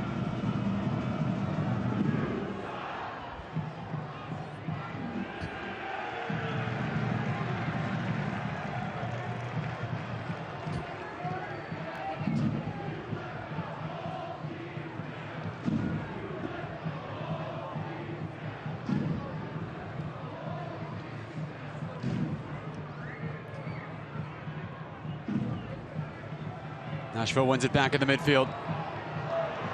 Ambitious effort from Daniel Rios. Lashing the select ball over the crossbar. There's the select ball, the official ball of the USL Championship. For the latest select products and special offers, please visit selectsportamerica.com. Supporters would rather see that one on frame, of course. Brilliant little back heel there from Reed, but they don't mind when they get into the action a little bit. The supporters would be quick to remind you that the last time Nashville had a lightning delay, last year, North Carolina FC, Ropapa Mensah walk-off goal. Anything happened at the end of that game? It was a difficult save made easy by Matt Pickens. The shot came from Cam Lindley, his Memphis debut. The chant from the supporters, there is only one Matt Pickens.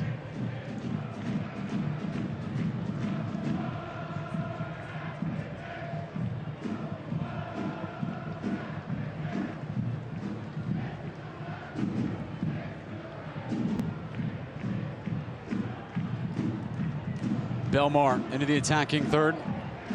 Thought he had been hauled down. The whistle finally comes. It's a result of the foul from Daniel Rios. Yeah, a little too much body there from Rios. It is Music City after all, John. We do expect the supporters to have some creative songwriting abilities. Don't forget, Memphis is the birthplace of rock and roll. And it's much harder to sing the blues in a soccer stadium as a supporter group.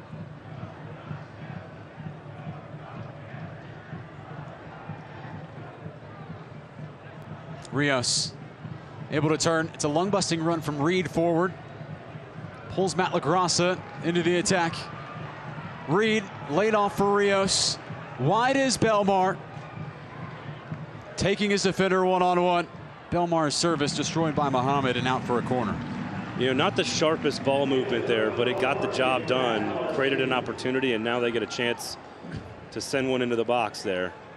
couple of those touches could have been tighter, but it's still effective.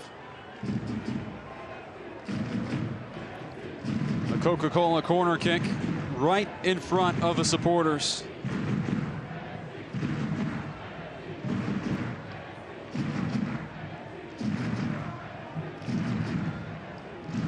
Hooked in by Davis. Greeted by Pratzner. Tribbett. Belmar. Towards Rios. Daniel Rios. Now Belmar. Carlton Belmar! It took a nick on the way and a sure-handed stop from Jeff Caldwell.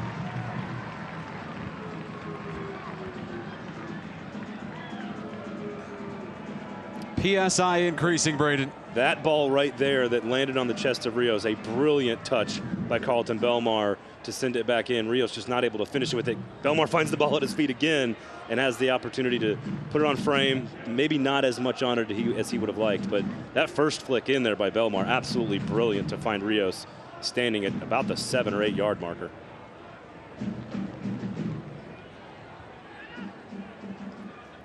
Now Memphis trying to answer right back.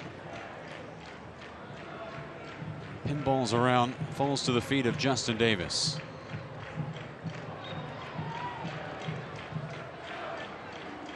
Down is Lebo Maloto on a rain-soaked pitch, and standing on it is Arnada Taha. Nada, what's up?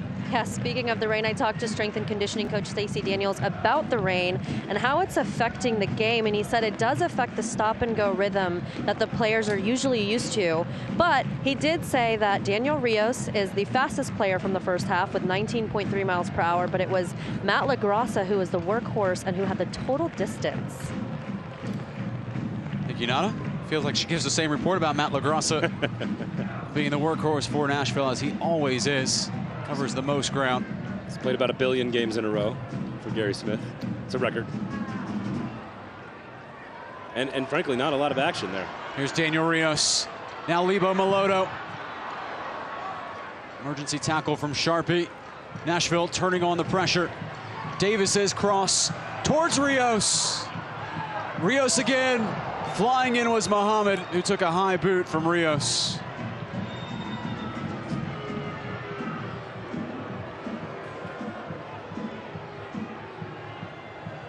Now Carlos Pelago wants to have a word with Rios. He will most likely be quick to remind him about a failed volley attempt from a Memphis player in the first half. And you could see Rios winding up. You could see the thought process going through his head there as he saw the ball coming down to him, not aware necessarily of an on-charging defender from Memphis.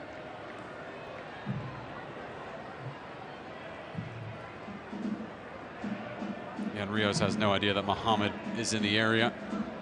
Just a hard play by both players. Brave defending from Abdi Muhammad, on loan from New York City FC. Well, fans, who's up, who's down? Where does your club sit? Find out every Monday in the official USL Championship Power Rankings, only at uslchampionship.com.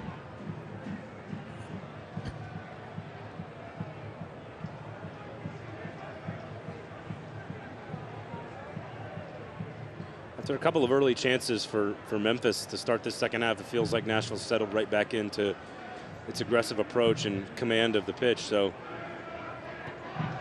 if you're Coach Smith, you just need that last touch. Lebo Maloto has been placed on the surface. Sets up a free kick and a prosperous position for Nashville.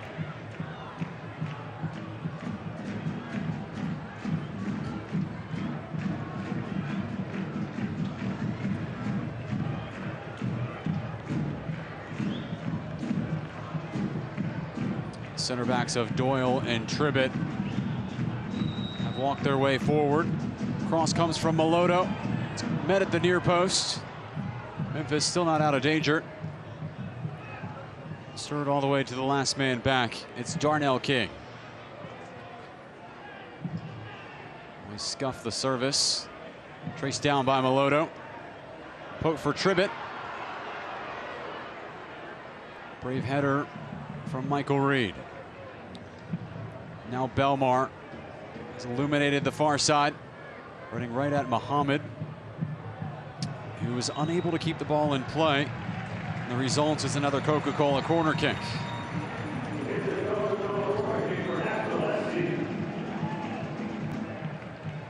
The rain continuing to come down, and Nashville continuing to push the issue in front of their all-weather, anytime, any day, any place supporters. The Coca-Cola corner kick. Comes back for Davis. Towards Tucker Hume! Off the back of a defender, and now Memphis. Chance to race the other way. Trying to spring the counterattack with Cam Lindley. Retreating is Davis. Was enough to slow down Lindley. Really good second opportunity there from Justin Davis to send it back into the box. Not necessarily a great first corner, but excellent second service. Tucker Hume just not able to connect there. But you like the idea. Go after the big fella, number 12 in the middle there, that big frame. It was very effective in the first half.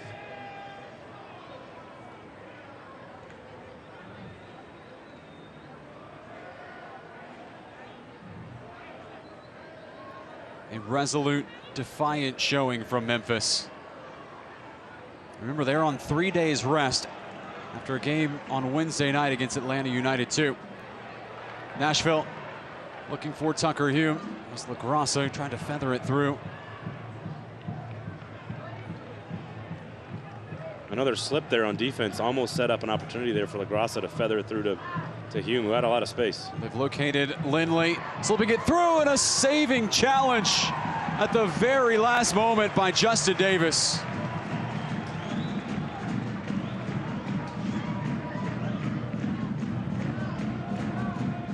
Things picking up here, back and forth these teams go. Take a look at the Kroger replay of that scoring chance. It was a neat play from Lindley. Quick development there, and then Justin Davis comes flying from his left back position all the way across the formation to make a huge play on defense. Mucket.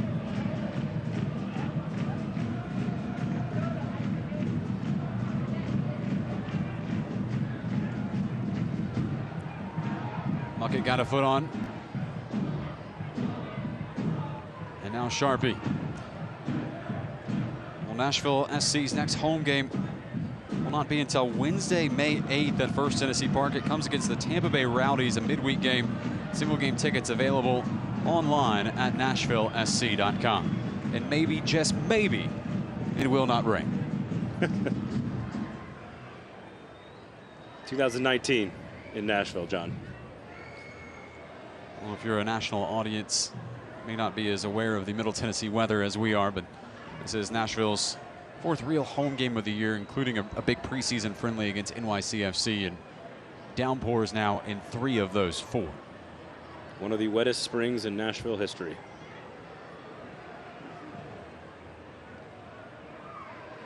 Matt LaGrassa. The tireless Carlton Belmar.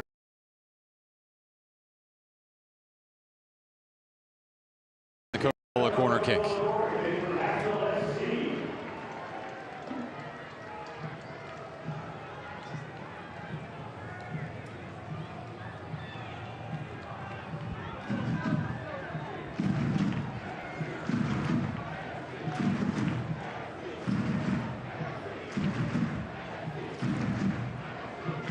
Once again placed by Justin Davis. The corner comes in. Big collision. Tribbett and Hume were in the area. Nashville will prod away this time from the near channel. King Rios held his run and stayed on side. It's towards Matt LaGrassa. Brought down by Hume. Davis!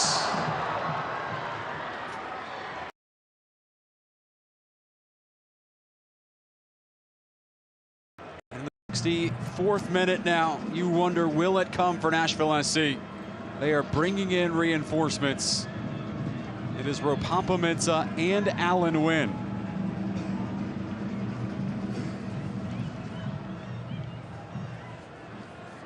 is Lebo Meloto, who will exit. And Alan Wynn will come in his place. And also Tucker Hume.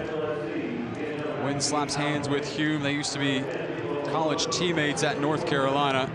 Wynn has played just 25 minutes this season. Was injured in the preseason friendly against Indy 11. And there's a look at Ropampa Mensah, who is known to score big goals in a gold uniform. There's another look at Davis's service into the box. Nice, excellent settle there from Tucker Hume. Last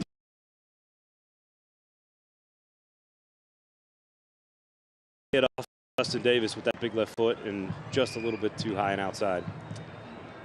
So Mensah in. He's played just 29 minutes this season. Has only scored 1 goal in his last 19 appearances. It came on the road last season at Atlanta. Long ball towards Alan Wynn, chested down smartly by Muhammad.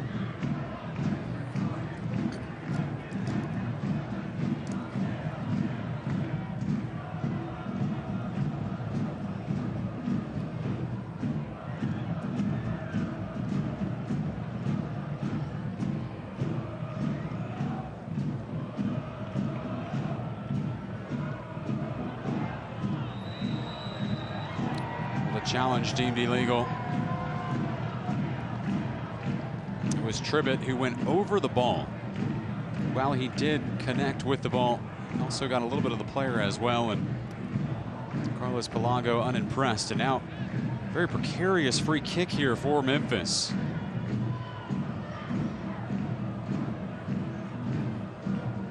Nashville, one of the top defenses in the USL. Just one of 4 teams in the entire league, East and West combined, that has conceded less than 3 times this season. Could Memphis find a shock goal here in the second half? Taken by Birch. It skips through everybody. That ball is out for a throw-in.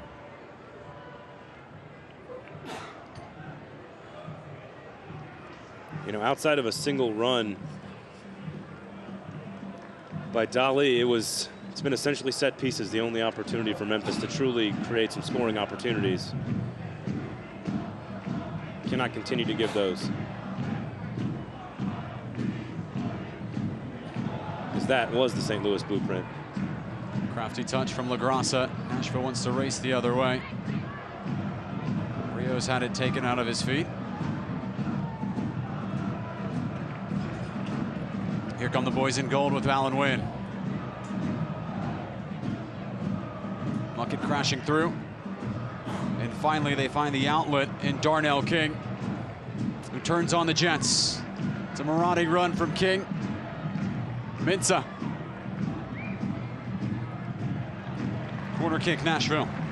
Hey fans, join us next Saturday, April 20th at 6:30 Central Time for the official away match viewing party at ML Rose, Sylvan Park, as Nashville travels to the Holy City, Charleston, South Carolina.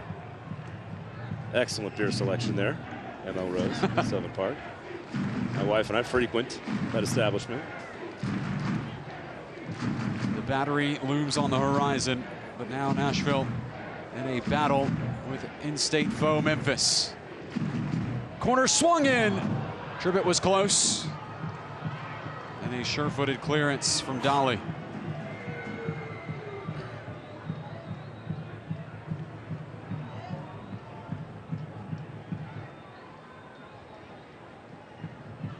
They bypass the midfield towards Mensah. Goes down in a heap. Dali trying out a track meet with Darnell King. And it is a goal kick, an emphatic goal kick, whistled by Carlos Pelago. First game coming into his own there as a professional official. Yeah. Rivalry match. No cards given, no PKs. Happy coaches.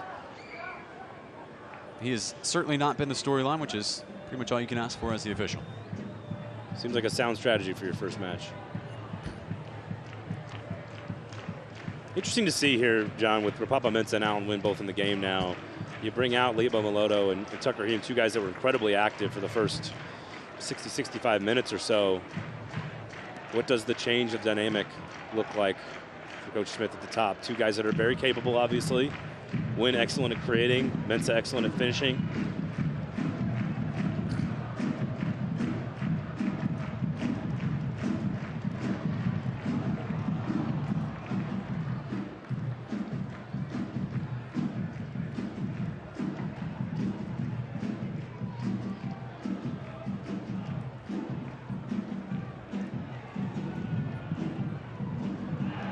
Slip from Caldwell.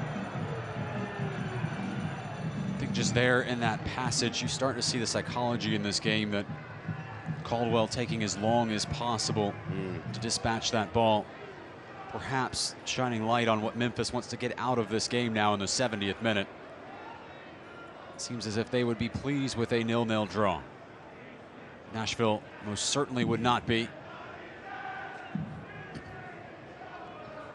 Yeah, with all the opportunities, absolutely would be disappointed without a marker at some point.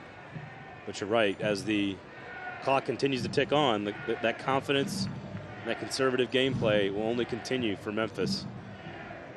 As they start, that 1 point starts to come into view.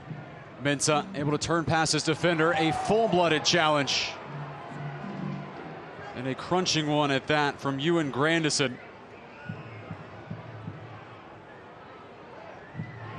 Message delivered by the Jamaican.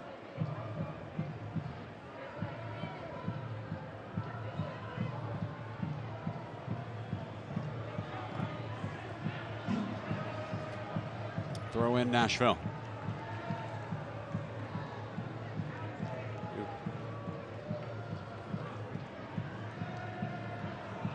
Belmar back for LaGrassa. LaGrassa carrying through. Nashville with Memphis pinned back.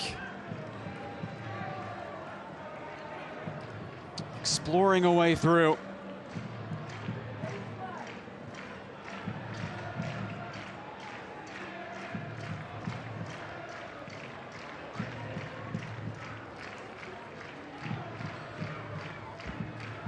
You know, I think some of the game plan and the strategy tonight, John, was to we talked about it a little bit earlier, to get those quick switches. You want to be probing up the middle, but you want those quick switches. I'm not sure we've seen that as much, but we know Coach Smith also teaches patience, and he wants it to be the right play. So it'd be interesting to see what he does from an aggressive standpoint over the final 20. Sharpie's rolled service. Players having a hard time finding their footing in the 18. And now the outbreak begins at the feet of the speedy Allen Wynn. Blows right by one defender. Well, he got nicked and then stopped. There was a challenge that came in from a Memphis defender that was attempting to slow up the counterattack, and Carlos Palago interpreting the intent of the challenge and therefore whistling the foul.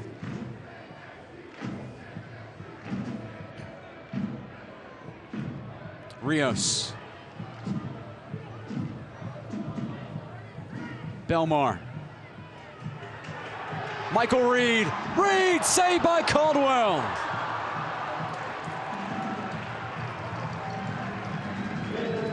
Well, there's the reason why it's still 0-0.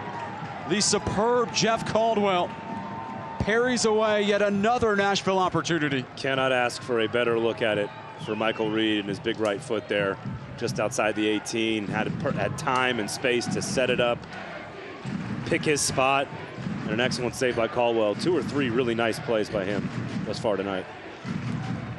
Corner comes in short, dealt with by Birch. Reinserted by Davis. Muckett trying to spring the counterattack, and they found Dolly, who's off to the races. Important challenge from Darnell King, who absolutely had to get it right, and he also earns the throw-in.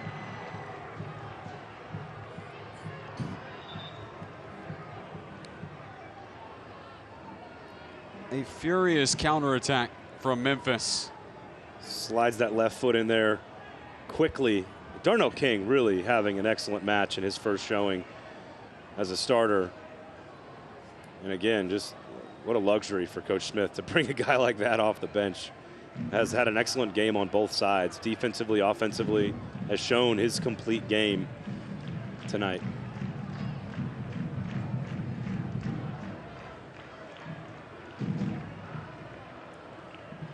Minto with work to do. He's shouldered out of play. It is a goal kick for the visitors. Is there a moment of magic in the boots of the 21-year-old Ghanaian? Scored 5 goals last year. Some of them iconic. Late game winner against North Carolina FC. First ever goal in club history in a friendly against Atlanta United.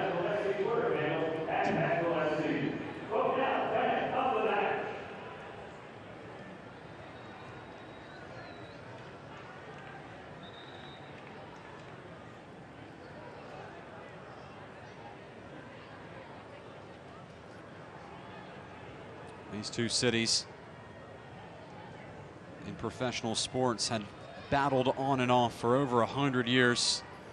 The first ever matchup in a professional sporting match between Nashville and Memphis came in 1885.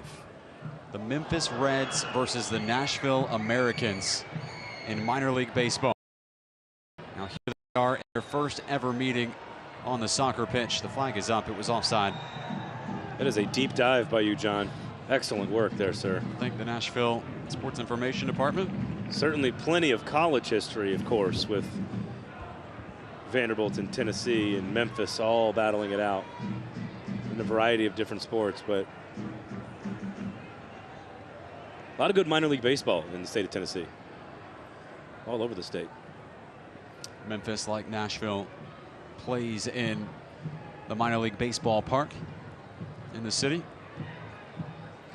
And I do wonder, just strategically for both teams, how much the importance of this match in particular. Certainly you've got to keep an eye on the standings, and you've got to be careful of all of that. But I just wonder about the importance of the match and the rivalry and the things that have taken place over the last few weeks, how much that does impact the judgment of the coaching staffs on both sides. What do they want to do here over the final 15 minutes? I don't know if it's as simple as play their game plan.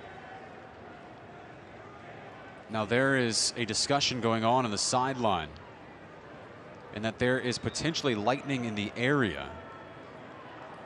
And were this game to be whistled final, or just whistled here for a delay, there's a potential it could be finalized.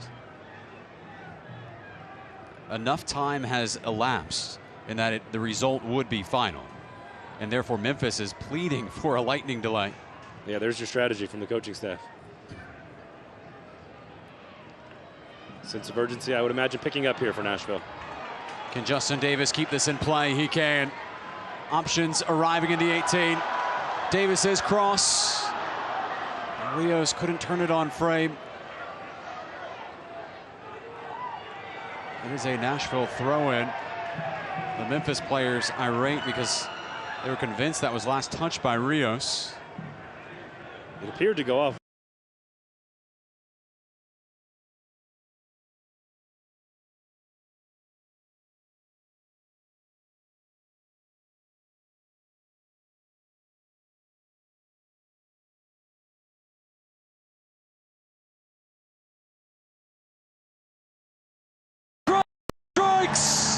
And Nashville soars in front.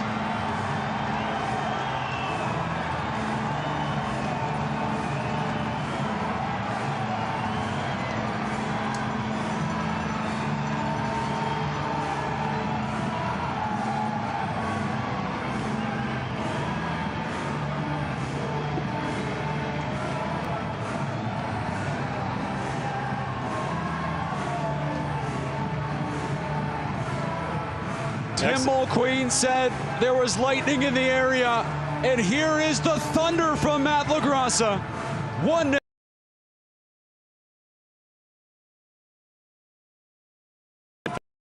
But through the keeper's legs. It's great to see a guy with that type of work ethic and that type of work, 34 consecutive games, get rewarded with a moment like that. It is the Dex imaging goal for LaGrassa.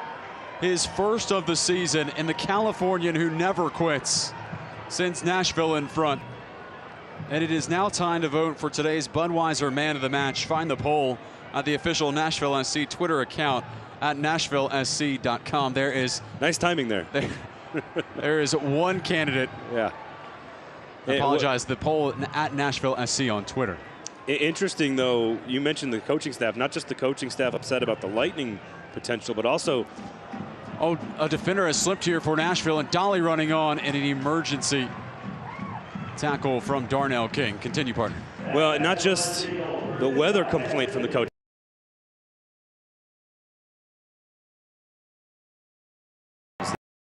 That should have been our throw-in.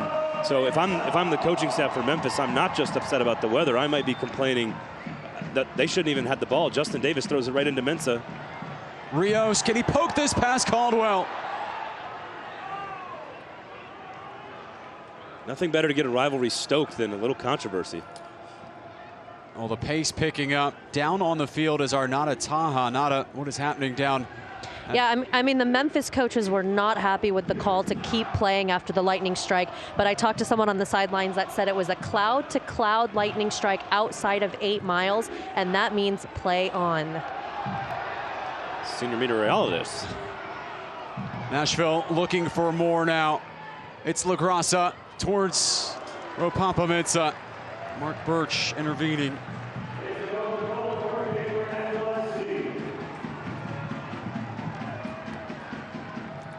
Cloud to cloud lightning. That's what makes you guys so great at what you do. You guys can go from reporting on a match to reporting on science just like that. It's tremendous. And this game has been turned on its head. It's a Coca-Cola corner kick for Nashville. Memphis waiting to get a substitution in. It comes in towards Rios, skipped along, turned in by Mensah. It's 2 in Tennessee. Nashville SC is painting this state gold.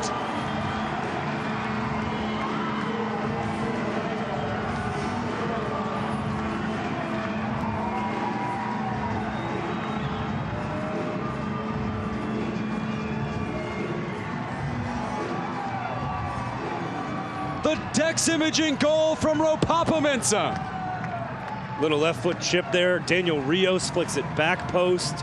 And actually a tremendous save from Caldwell, the keeper, to keep it out of the net on the first attempt. For Ropapa-Mensah sticks with it, buries it. 2-0 Nashville.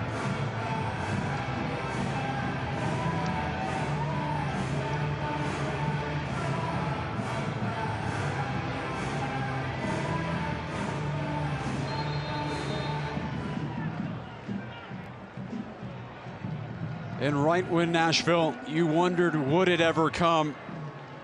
Well, when it rains, it pours. And Nashville now 2 goals to the good in front of tonight's Ashton Real Estate attendance of 6,781. It only took till 9:58 for the dam to break, but this was the vibe around the Nashville SC team all week long, that if they could get the one, that they would feel confident being able to put pressure on and continue the surge. And just like that, bang, bang, 2 goals and a 2-0 lead.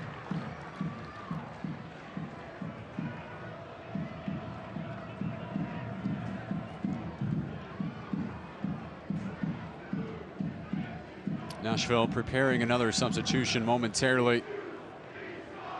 And again, Darnell King, who has been excellent tonight, dissolves another attack.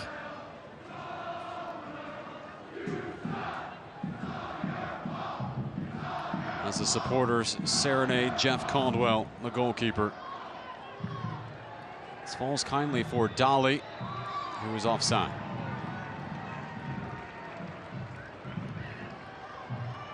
Ironically, Caldwell probably one of the reasons it's only 2-0 right now. It's all right. Supporters have no shame.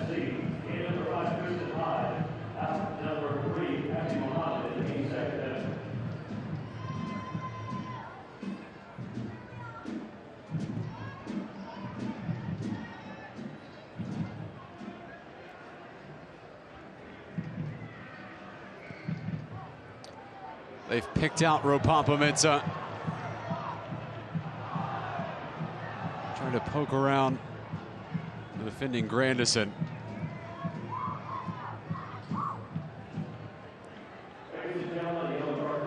Onside is Rios. Chested away by Birch. There's obviously been a handful of slips throughout the course of the game, but you got to give a lot of credit to the grounds crew and the field for as much rain and as moisture as this field has taken in over the last 10-12 hours. During the commotion of the latest Nashville SC goal, Mark Birch, the captain, was awarded a yellow card, presumably for dissent. He becomes the first player to go in the book tonight.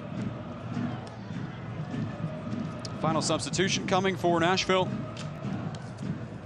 It is Bolu Akinyoti. Akinyoti, 24-year-old, now in his second year for Nashville. Still waiting to see who he will replace. And it's a long walk for Matt LaGrassa, the goal scorer, who will give way to the master obstructionist in Bolu Akinyoti. Big central defensive midfielder Akinyoti taking the box-to-box midfielder LaGrassa out.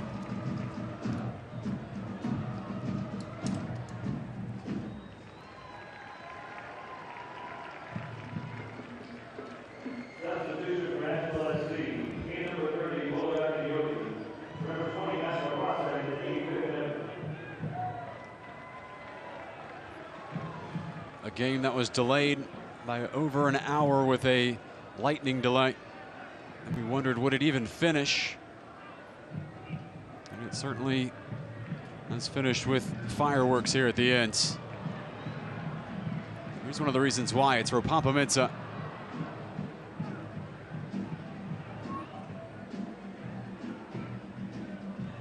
Collier.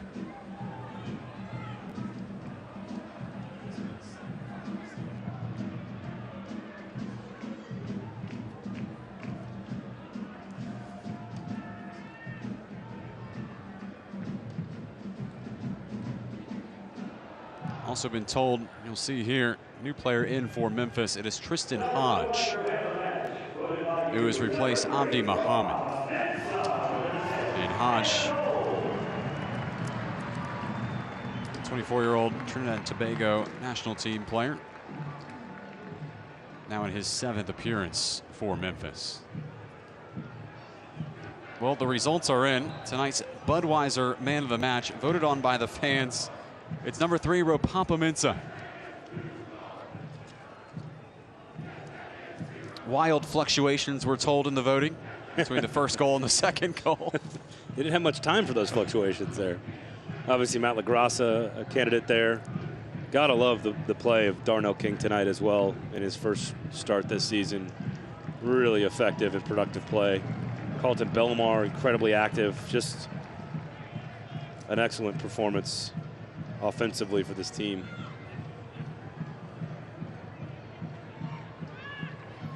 Wes Sharpie trying to navigate his way through. Ran into a team picture of the national defense, and that is a harsh challenge that Carlton Belmar will not take lightly. This is the flashpoint of a Tennessee rivalry.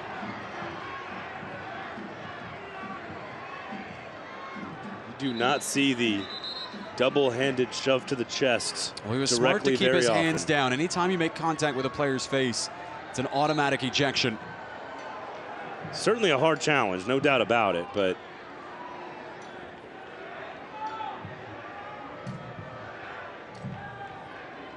Carlos Pelago appears will first discipline the original tackle from Wes Sharpie.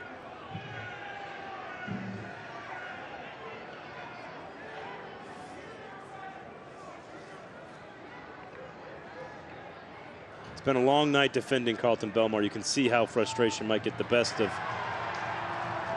Sharpie, but a hard challenge. You just don't see that type of reaction very often. Now the question is, will Belmar go in the book as well? Carlos Pelago is heading in that direction. Just a stern glance at Belmar and keeps walking.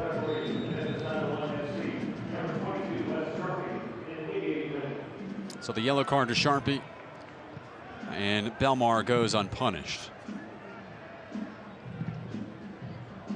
Taking a look at the foul that ignited the teams coming together. Yeah, that is certainly late. Does not come close to the ball. Clearly a booking. Meanwhile, Nashville SC has won the Coca-Cola corner kick. And another yellow card came out. It was on Elliott Collier for dissent. So after a quiet 70 minutes for Memphis is coming unraveled here. For Carlos Pilaga, he an active final 20.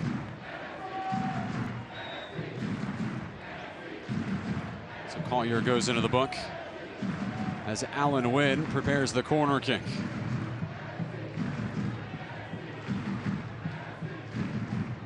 Hooked in near post. Birch won it.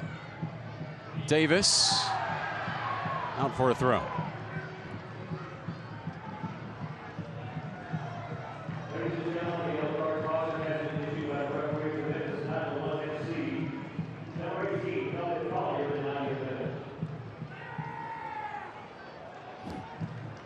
Nashville on the verge of its first back-to-back wins in USL since late May, early June of 2018. It seems hard to believe.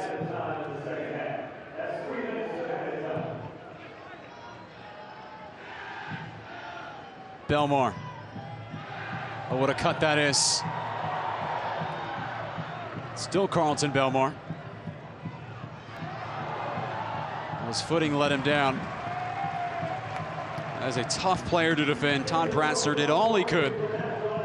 And if not for a slip there, he might have the ball at his feet charging towards the net. There's just the one-on-one skill and footwork from Carlton Belmar tonight has been fantastic.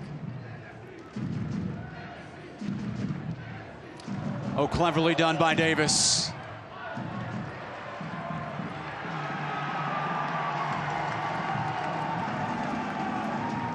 He is a man of the people. Justin Davis has been known to share a beverage or two with the supporters after a win. One of the fan favorites here.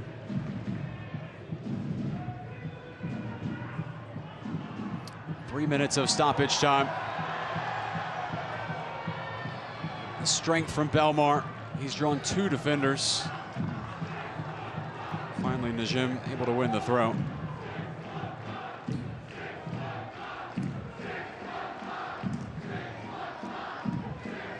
The chant from the supporters, 6-1-5. I cannot imagine what that is in reference to.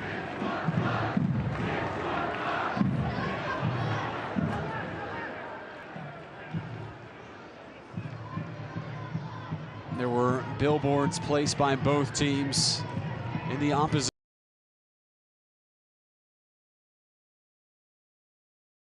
Of Tennessee. Memphis's billboard simply stating that 901 was greater than 615. From a mathematics standpoint, that is in fact true, John. On the soccer pitch tonight, it is not. Muckett.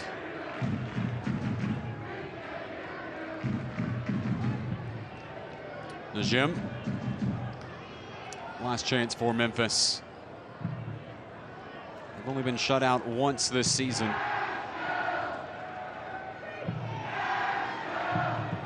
Hodge.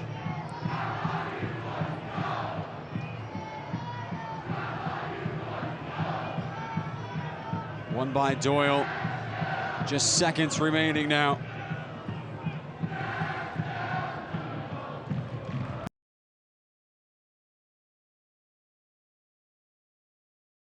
Now on the center official, Carlos Pelago. Collier. Cleared away. Could this be it? There's the final whistle. A gold moon rises over Tennessee. Nashville SC in its first ever match with Memphis 901 FC takes all 3 points.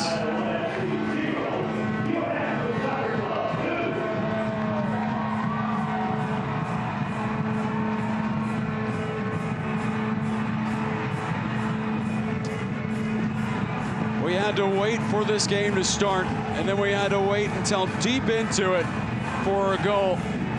Matt LaGrassa scored the first, Ropapa the second, and Nashville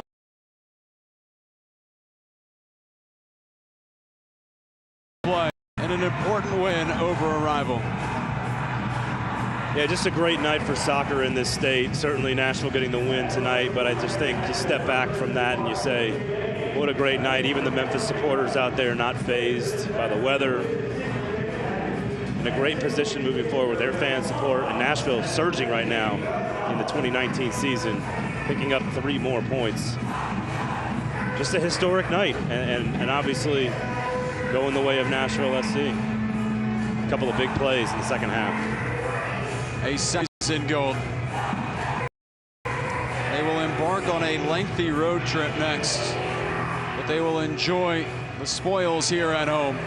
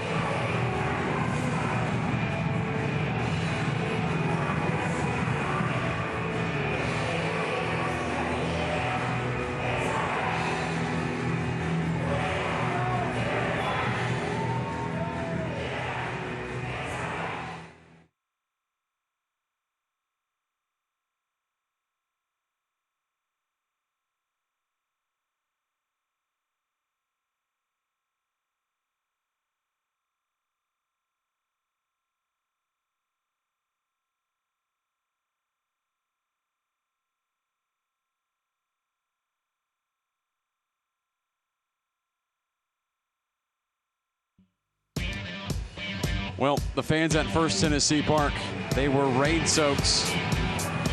And well, now they are beer soaks. Justin Davis firing off the celebrations. 2-0. Nashville takes it over Memphis 901 FC. It was a compelling game. Memphis put up a wall of resistance, and finally that fort of defiance broke late in this game. A goal from Matt LaGrassa there you see in the rain jacket. He scores the first, and then Ropapa just 3 minutes later finishes off Memphis 901 and Nashville its second straight win in the USL Championship. I'm John Freeman, joined by Braden Gall, our post-game show. And, well, Braden, let's go ahead and pull up our final stats, and they skew heavily towards Nashville. You get the feeling Nashville really got what they deserved in this one. 21 shots to 8 there for Memphis. Possession swinging a little bit, even more heavily towards Nashville in the second half. It says they're 54% for the game, but 58% in the second half. And again, Darnell King with just an exceptional showing in his first start for the squad there. And listen, you can't argue with the offensive style from Gary Smith's squad. They put pressure on from the beginning. They laid it on and then eventually broke through. And when they did, the dam breaks and Rapapa-Mensah gets the second marker. So just a tremendous offensive showing from Nashville SC with total control of the game from start to finish. And it was sturdy defending for Nashville as well. The play in front of Matt Pickens was superb, but he did produce our save of the game.